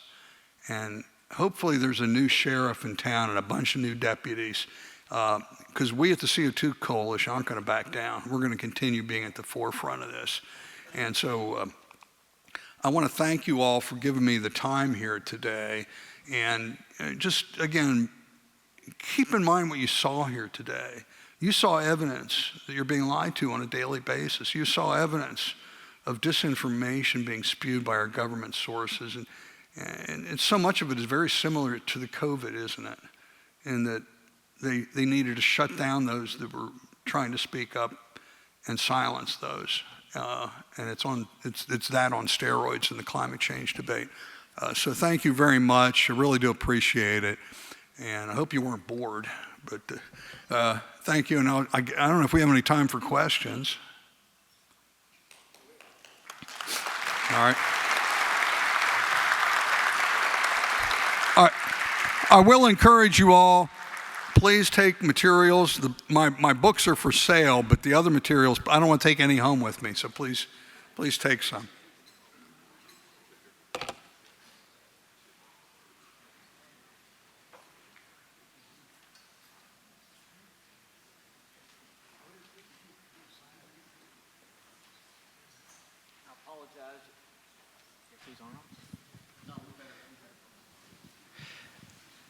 I apologize. You guys have to deal with me in my maroon jacket just one more time.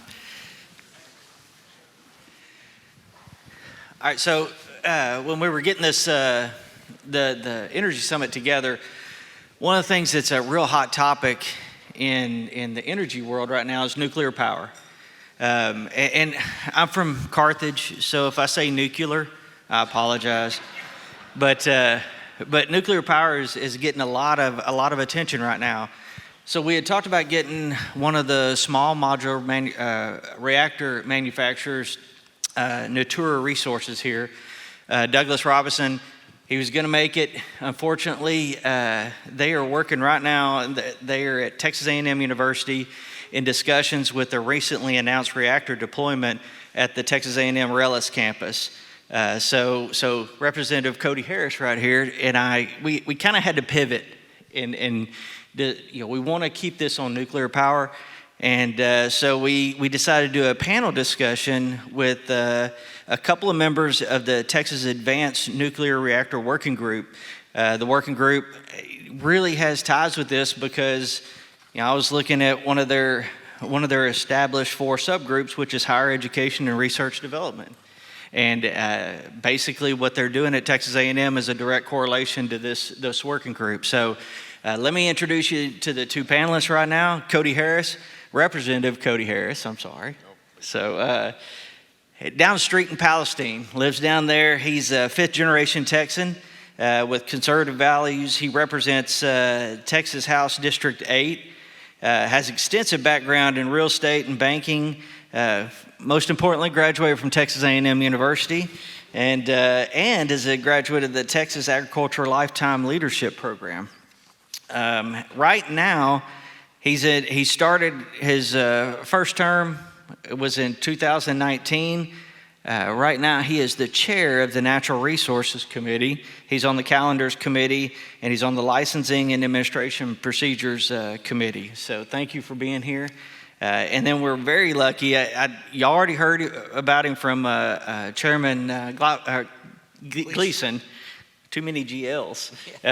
Jimmy Glotfeldt is here. So he was appointed by Governor Abbott to be on the Public Utility Commission back in August of 2021. So Chairman Gleason already kind of told you about how he got put in right after Winter Storm Uri. He just finished his stint on the commission at the end of December of 2024. Before that, he served as a founder and executive vice president of Clean Line Energy. He worked in the public sector, including serving as senior policy advisor to U.S. Secretary of Energy Policy Director to the Texas Governor George Bush, and then a legislative director to Congressman Sam Johnson.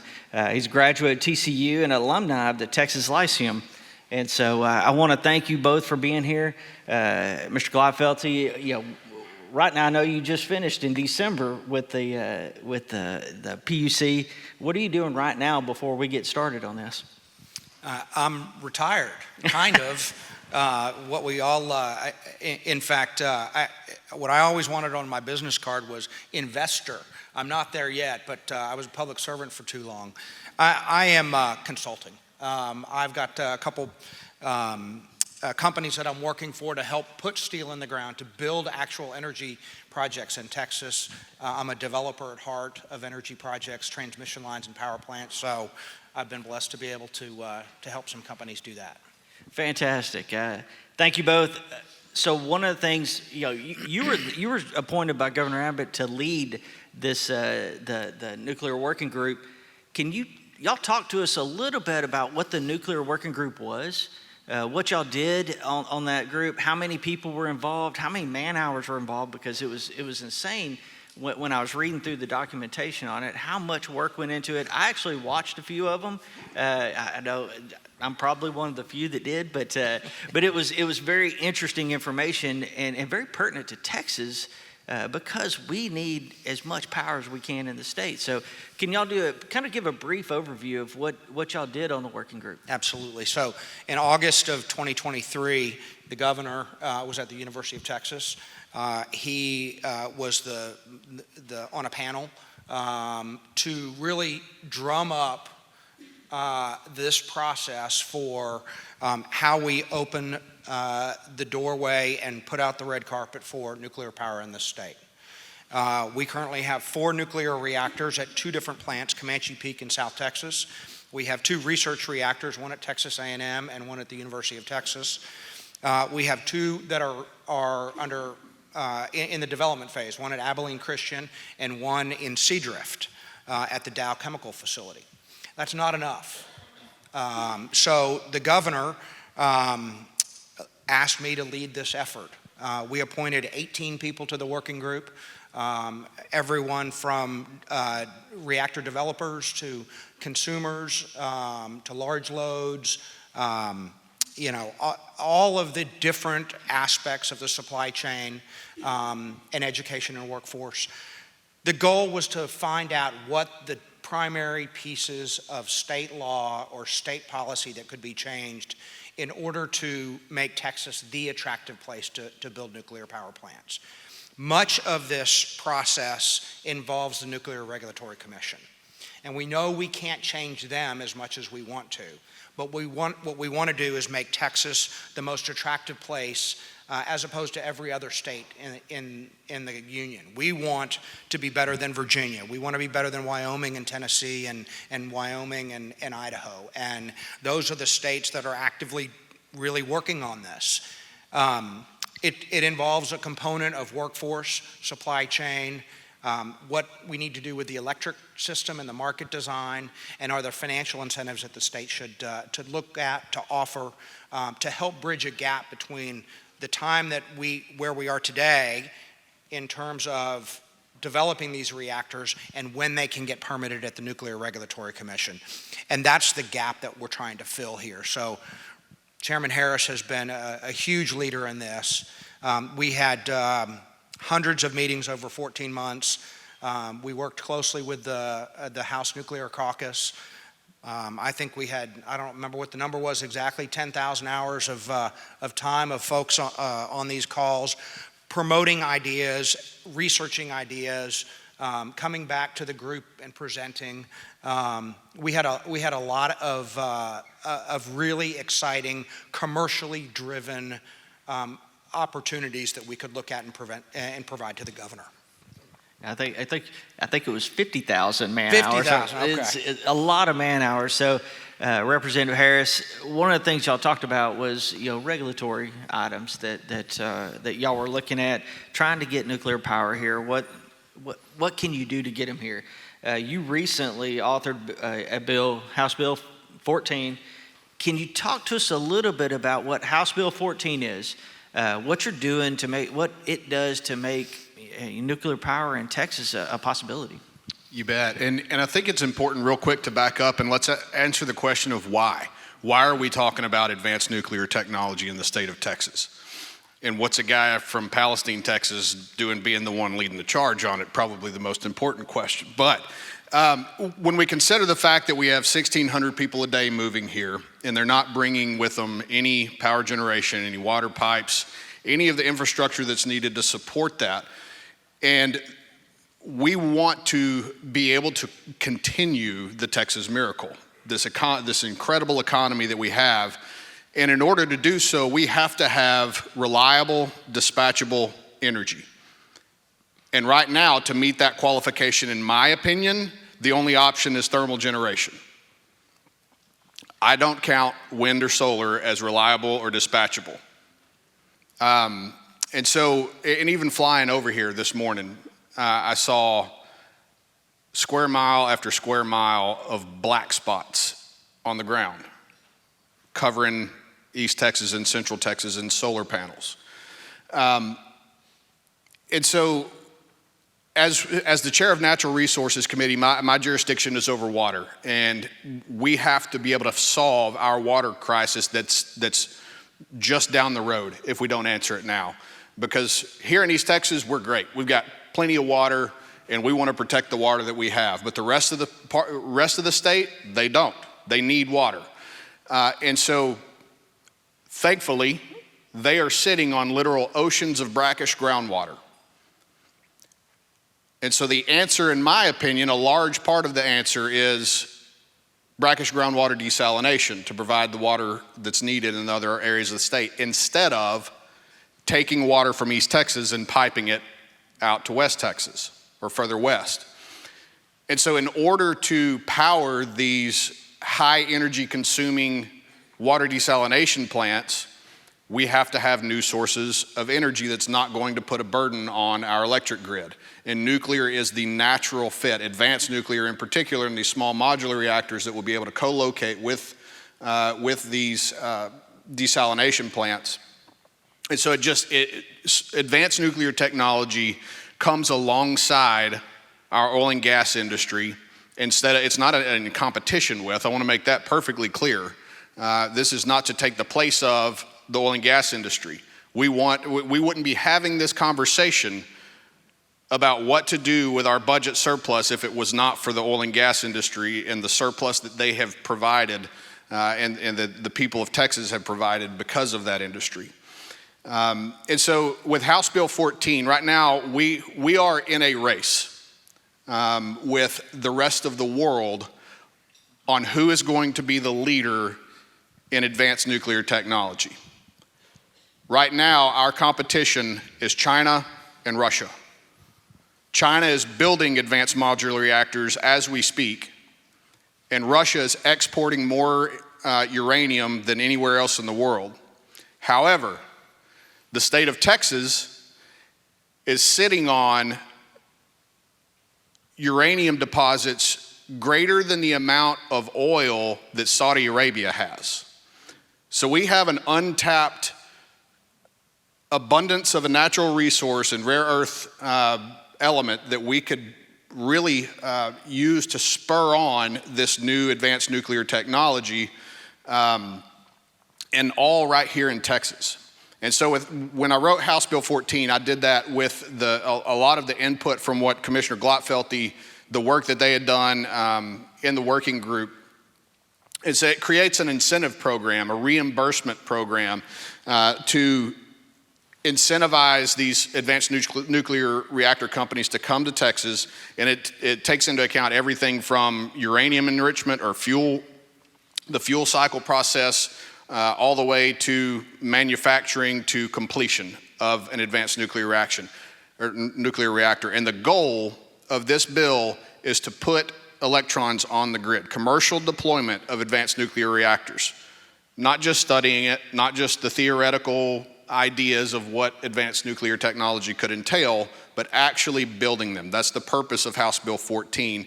We heard it last week in State Affairs Committee, and tomorrow it will be voted out of that committee and onto the House floor.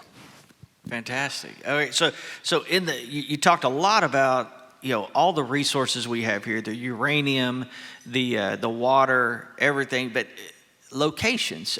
One of the things that y'all talk about in the working group report is locations.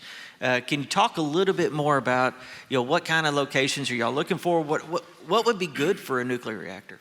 So I think what you have to do when you think about advanced reactors is you have to step back from the existing type of reactor that we have.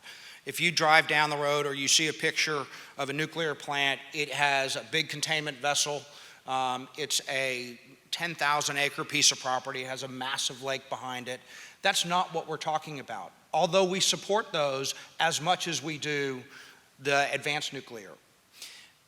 But those are an old technology, very proven, very safe.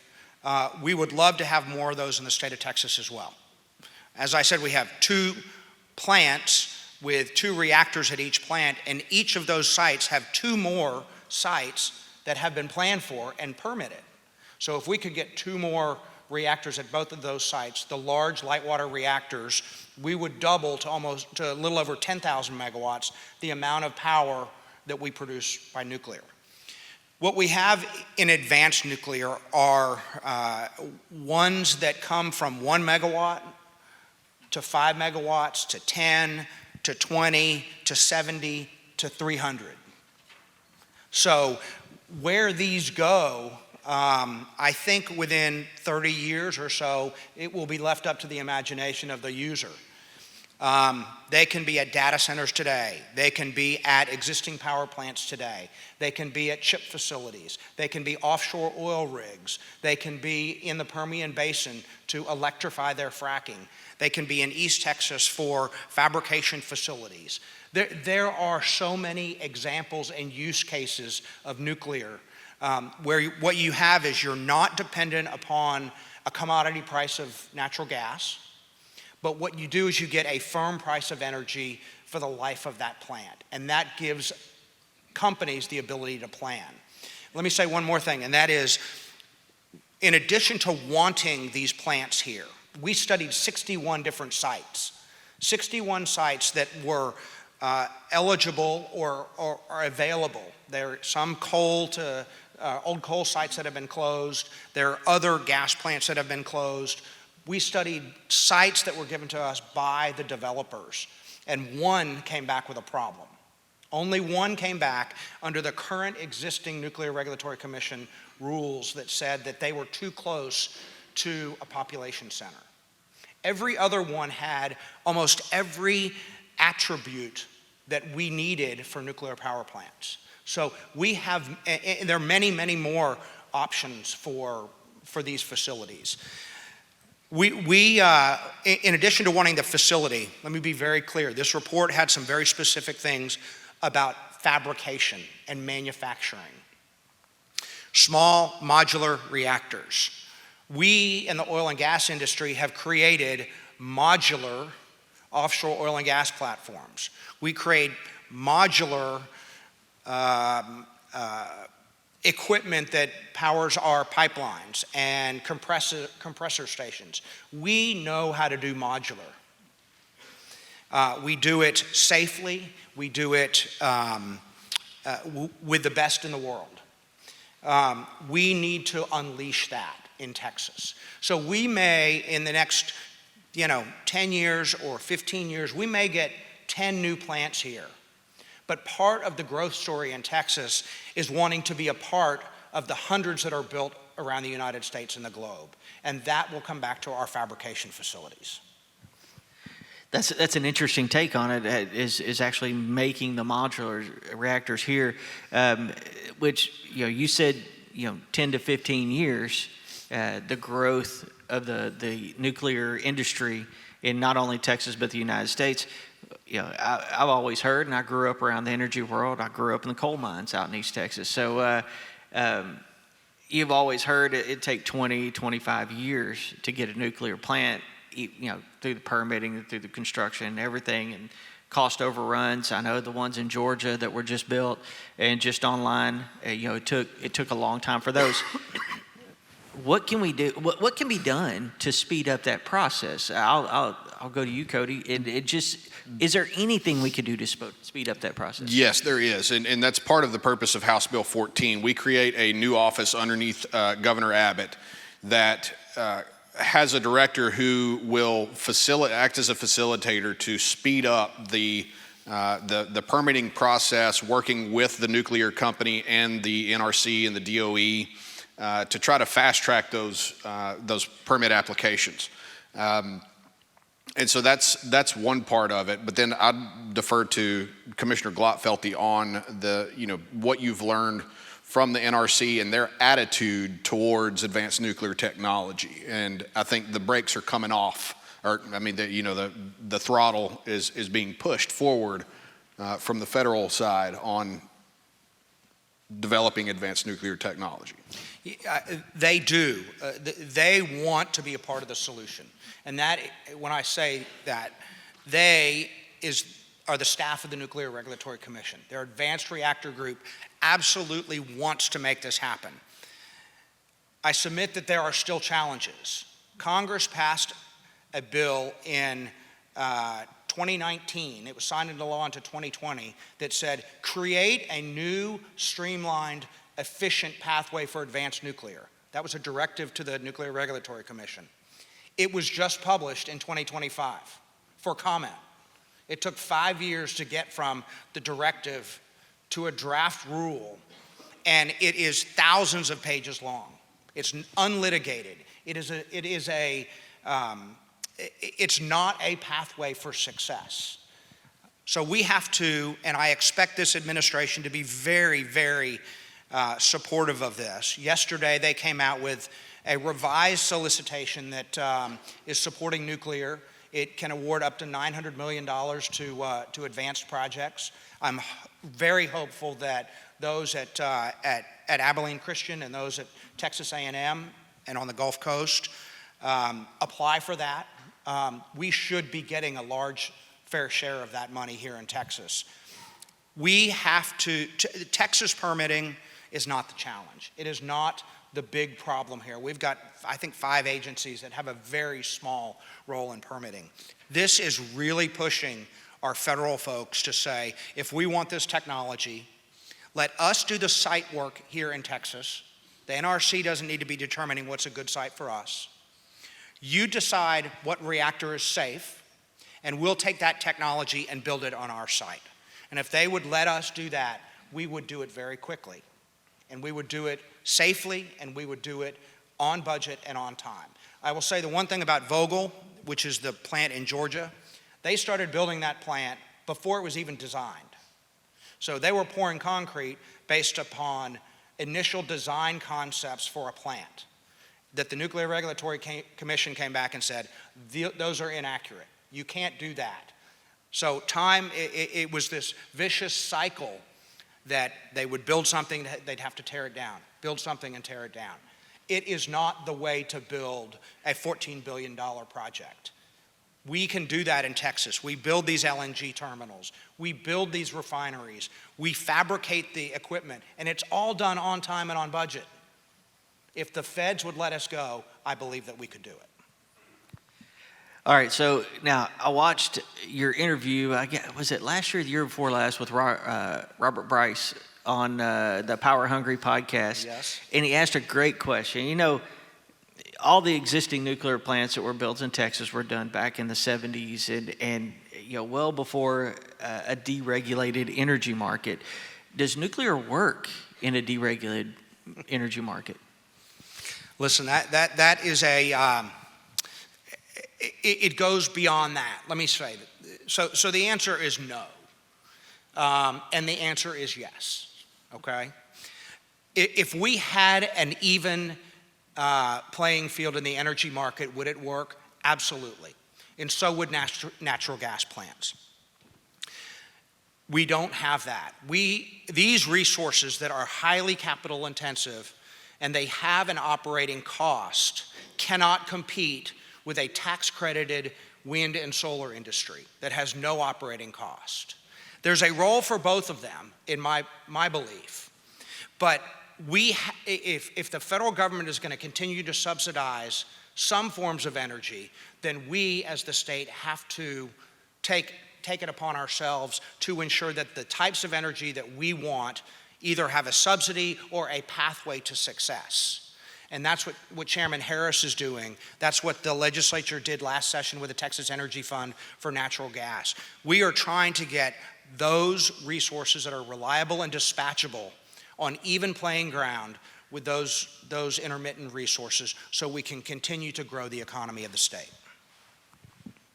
Cody, you want? Yeah, and I think it's important to understand the economic impact that this will have on the entire economy of the state of Texas. It's basically like bringing in a completely new industry that will have thousands of high-paying jobs, and it's everywhere from manufacturing to construction to the daily operation of it. And I think more than anything, this is an opportunity for the state of Texas.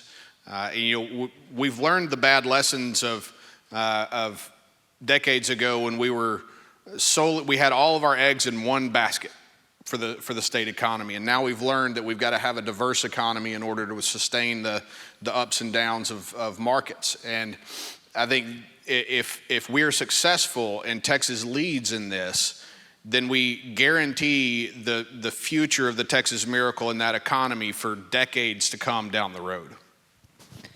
And let me say, like I said, the competitive states that we are competing against, we are competing globally, but we're losing globally. So what we need to do is we need to get our ducks in a row to win domestically initially. But the states that we are competing against, Texas wins hands down if we can get the House Bill 14 passed, not only with the financial incentives, but the programs for manufacturing and job training. We have EPC contractors, we have load growth, we have the can-do attitude, we build big projects, we have our universities, which have been involved in nuclear, since the 50s. We have the things that they don't.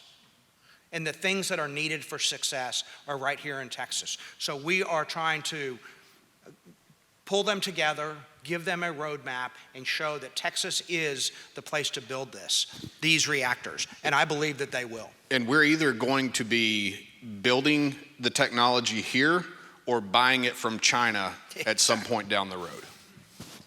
So, and I want to save enough time for questions because I'm sure there's a few people out here that have questions about the nuclear industry, especially in Texas. But one of the things that I've always heard is natural gas to nuclear. The only way to get to nuclear power is to bridge the gap with natural gas, and that is one thing that nuclear is not going to happen overnight, although we'd like it to. But the natural gas component of this, the oil and gas industry is so important to be able to get to a sustainable generating source of reliable energy. So while people are raising their hands and getting ready for questions, comment on that natural gas to nuclear. And I know you've already talked about it a little bit, especially you, Cody, but comment on that, and if you have any questions, just raise your hand and we'll get to you. As Chairman Gleason said, ERCOT, the Texas grid operator, has projected, and this is a fairly controversial number, but that the amount of energy demand that's in Texas will double by 2030. Now, the reason it's not a controversial number in terms of the methodology that they used, but they basically said if you have a hint of building, go tell your utility, and the utility will report it to us. So it includes everything. It would be the high water mark, not the most likely scenario. That's doubling the amount of demand in Texas. So there's no way that we cannot build gas plants in Texas. We have to build gas plants. We have to build some batteries. We have to build more of these resources that can provide power today because, as you said, it's going to take a little while to get these plants online, especially at scale.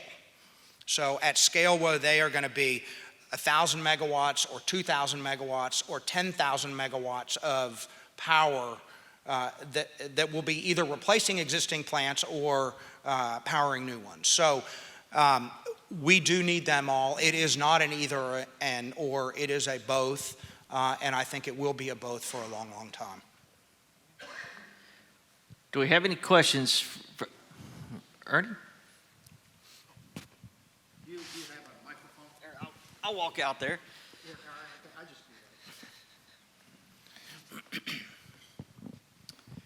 I think a lot of people here don't realize what advanced nuclear reactors mean. There are massive benefits for thorium, not needing the cold water. There's safety issues, don't have the waste issues. So most people aren't familiar with all the benefits of what you gentlemen are talking about. Could you just say a little bit about how the new advanced nuclear reactors are a whole different animal than the old light water reactors? So it's a really good point, and I'm sorry I didn't focus on safety. So not only are they smaller, less capital intensive, they likely, we expect them to operate for 60 to 80 years. But the safety component is something that's very different. So the Nuclear Regulatory Commission is driven by one overarching goal, and that is to keep reactors safe. And they put regulations on top of regulations on top of regulations to do that. With these new light water reactors, they have, or these new advanced reactors, they have, most of them, what are called passive safety systems. So that is where there is not a process, a human intervention, or a watering system to cool down the reactor. They use gas, they use molten salt, they use other technologies that will automatically cool down a reactor if a problem happens without human intervention. So let me give you an example. This is Doug Robinson from Natura, who couldn't be here, but he's got a molten salt reactor that they're building at Abilene Christian. What is a molten salt reactor? Molten salt is a form of salt that when you heat it up, it becomes a liquid. Just say like your coffee. Uranium in that type of reactor is like sugar that you put in your coffee. So it gets diluted in the molten salt and it becomes one. When you heat it up, it gives off heat, and you boil water and you create steam and turn a steam turbine. And that's how you produce electricity. It is in a tank, in a pressure vessel that's not a large pressure vessel, and it's not a high temperature and high pressure vessel. So if you would have a break in that vessel and the heat source would go away, that molten salt would turn into a solid, and the uranium that is in there would be embedded in the solid. That's different from our light water reactors, why we have the big containment vessel, because those reactors are producing steam, radioactive steam, that if in fact it would have a problem and that reactor core would create an explosion or have a problem with the containment vessel, you would have steam that would be going out, radioactive steam that would go up into the atmosphere. That's what those plants are trying to protect us from. These new ones are very, very safe. They have been tested since the 50s as part of our weapons systems at Oak Ridge National Lab, at Idaho National Lab, at Los Alamos National Lab. You know, we just need to translate that into how we talk to our communities, how we ensure that they are receptive to this type of technology. It's not a small hurdle, but I think we're going to get there. So, real quick, I know we're limited on time, but how many total companies and programs are there in the state right now that are working on the SMRs and some of the advanced reactors? When I laid out my bill last week in committee, we had the Texas Nuclear Alliance, which is like a trade association, and I believe they're at somewhere around 60 company members now. Yeah, and let me say, I think that's the tip of the iceberg. We have companies that are fabricators. We have steel forging companies. We've got all of these that are in the aerospace, oil and gas industry, medical device industry today that want to get into this commercial nuclear space. Remember, we haven't had a nuclear industry for 20 years in this country. So it's atrophied. So we are going to have to build that back up, and there are perhaps hundreds of companies in Texas that will be a part of the Texas Nuclear Alliance. More than that, they will be part of the fabric of the communities that will help us succeed. Thank you guys so much for being here. I really appreciate it. It's so interesting. Can we get a big round of applause for Jimmy Glatfelty and Representative Harris? So thank y'all.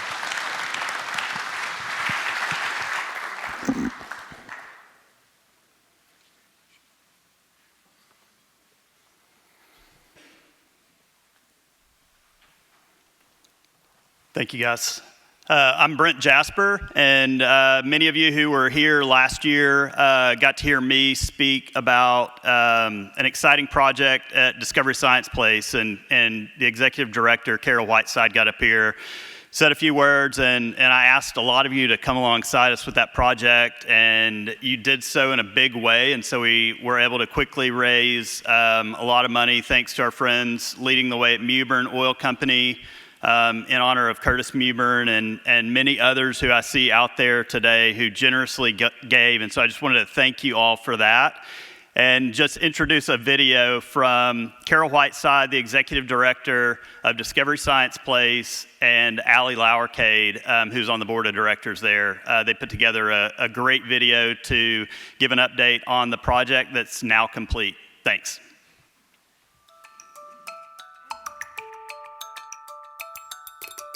Powering the Future is a new exhibit coming to Discovery Science Place. Actually, it's already here, but we haven't opened quite yet. It's immersive, it's hands-on, it's engaging, and it's going to get kids excited about all forms of energy here in Texas and around the world, as well as the future. What's the future going to look like? And we're excited to help build that foundation. The big idea behind Powering the Future is we wanted to define energy, talk about how it affects us personally, and then make it relatable to our visitors. East Texas has a wonderful history, an energy history, in oil and gas and other types of energies as well. And our exhibit is focusing on the future. So we want to honor that past, honor the companies that have put down roots here, and the rich history that we have. We want our kids to be the ones that will power the future. I'm really passionate about what the children are going to get out of our exhibit, as well as how we can support educators. We want whatever the teachers are teaching to be reinforced here. And then when the kids come to visit on field trips or with their families, I'm excited for them to turn mechanical energy into electrical energy, or turn a crank and generate power that's stored in a battery, where they can see how much energy it takes to turn on a fan or to light a light bulb. They can also explore the layers of the earth, looking for oil and gas resources, and really just learn about careers that are going to be found in these industries, and really just get excited about the future of energy. So my goal with this exhibit was for children who aren't able to read yet to find the exhibit fun and colorful, while also learning through interactives and images. However, I wanted to have factual and informative text to educate older children, parents, and grandparents about oil and gas, other energy sources, and electricity. Thanks to Mewbourne Oil Company and the Mewbourne family, the Jasper family, and many, many other extremely generous donors, we were able to raise more than $500,000 in order to create the most interesting, the most interactive, most modern, and the most educational energy exhibit in East Texas. Energy poverty around the world is heartbreaking and hinders the economic growth of many countries around the world. If children and parents leave this exhibit feeling a little bit more grateful, inspired, and informed, then I feel we've done our job. We're proud to unveil Powering the Future, and we hope you enjoy it.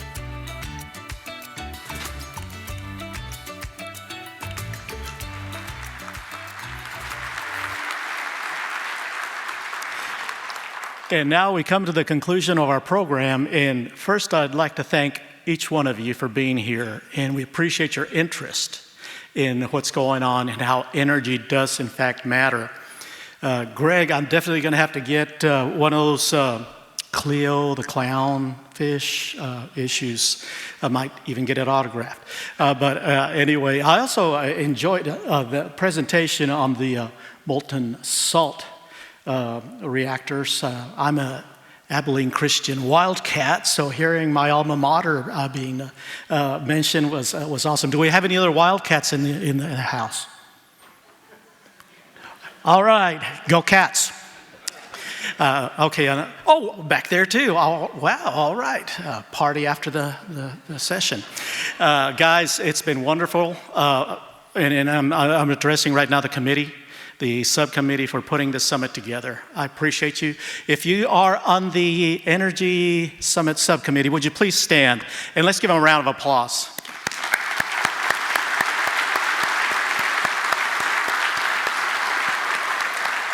Thank you all, and of course, I'd love to thank our sponsors.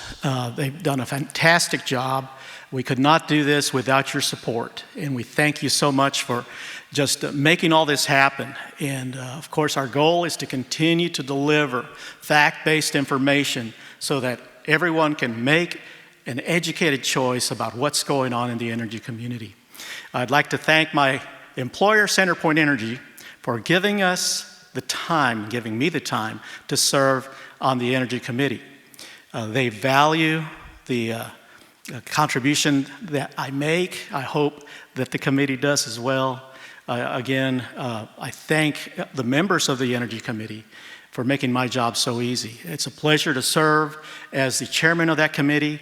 It's a pleasure to serve the Chamber of Commerce, to be a member of this wonderful city, and I am happy to have been your host today, and now I wish you farewell and hope to see you at the next appointed time. Farewell.